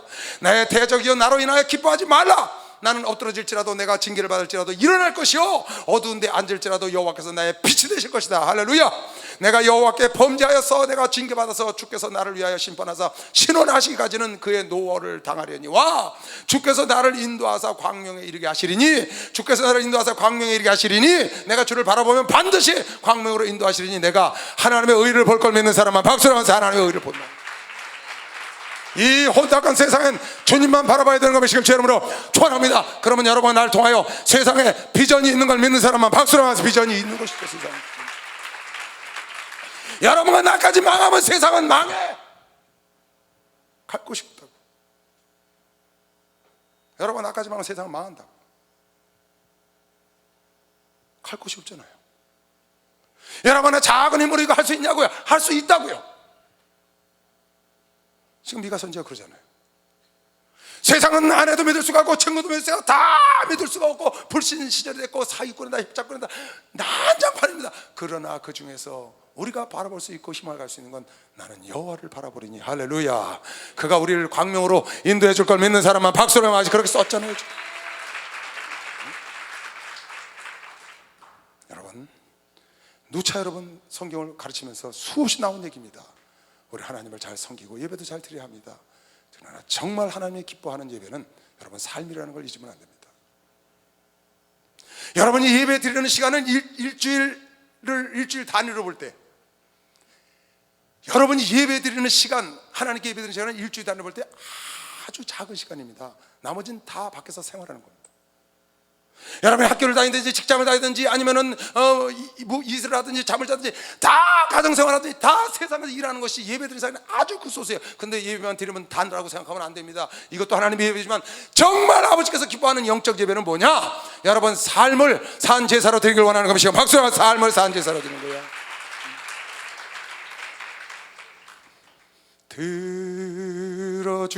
들어주소서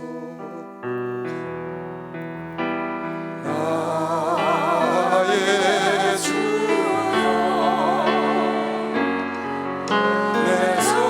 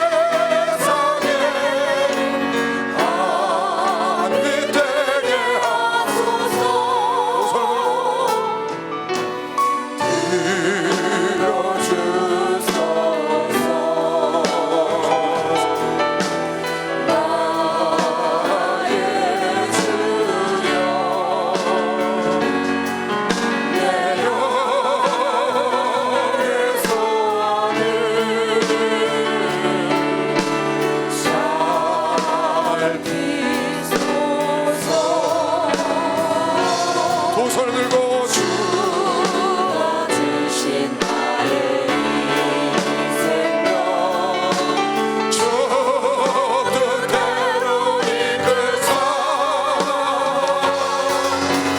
썩어가는 이 세상에 성을 되게 하소서.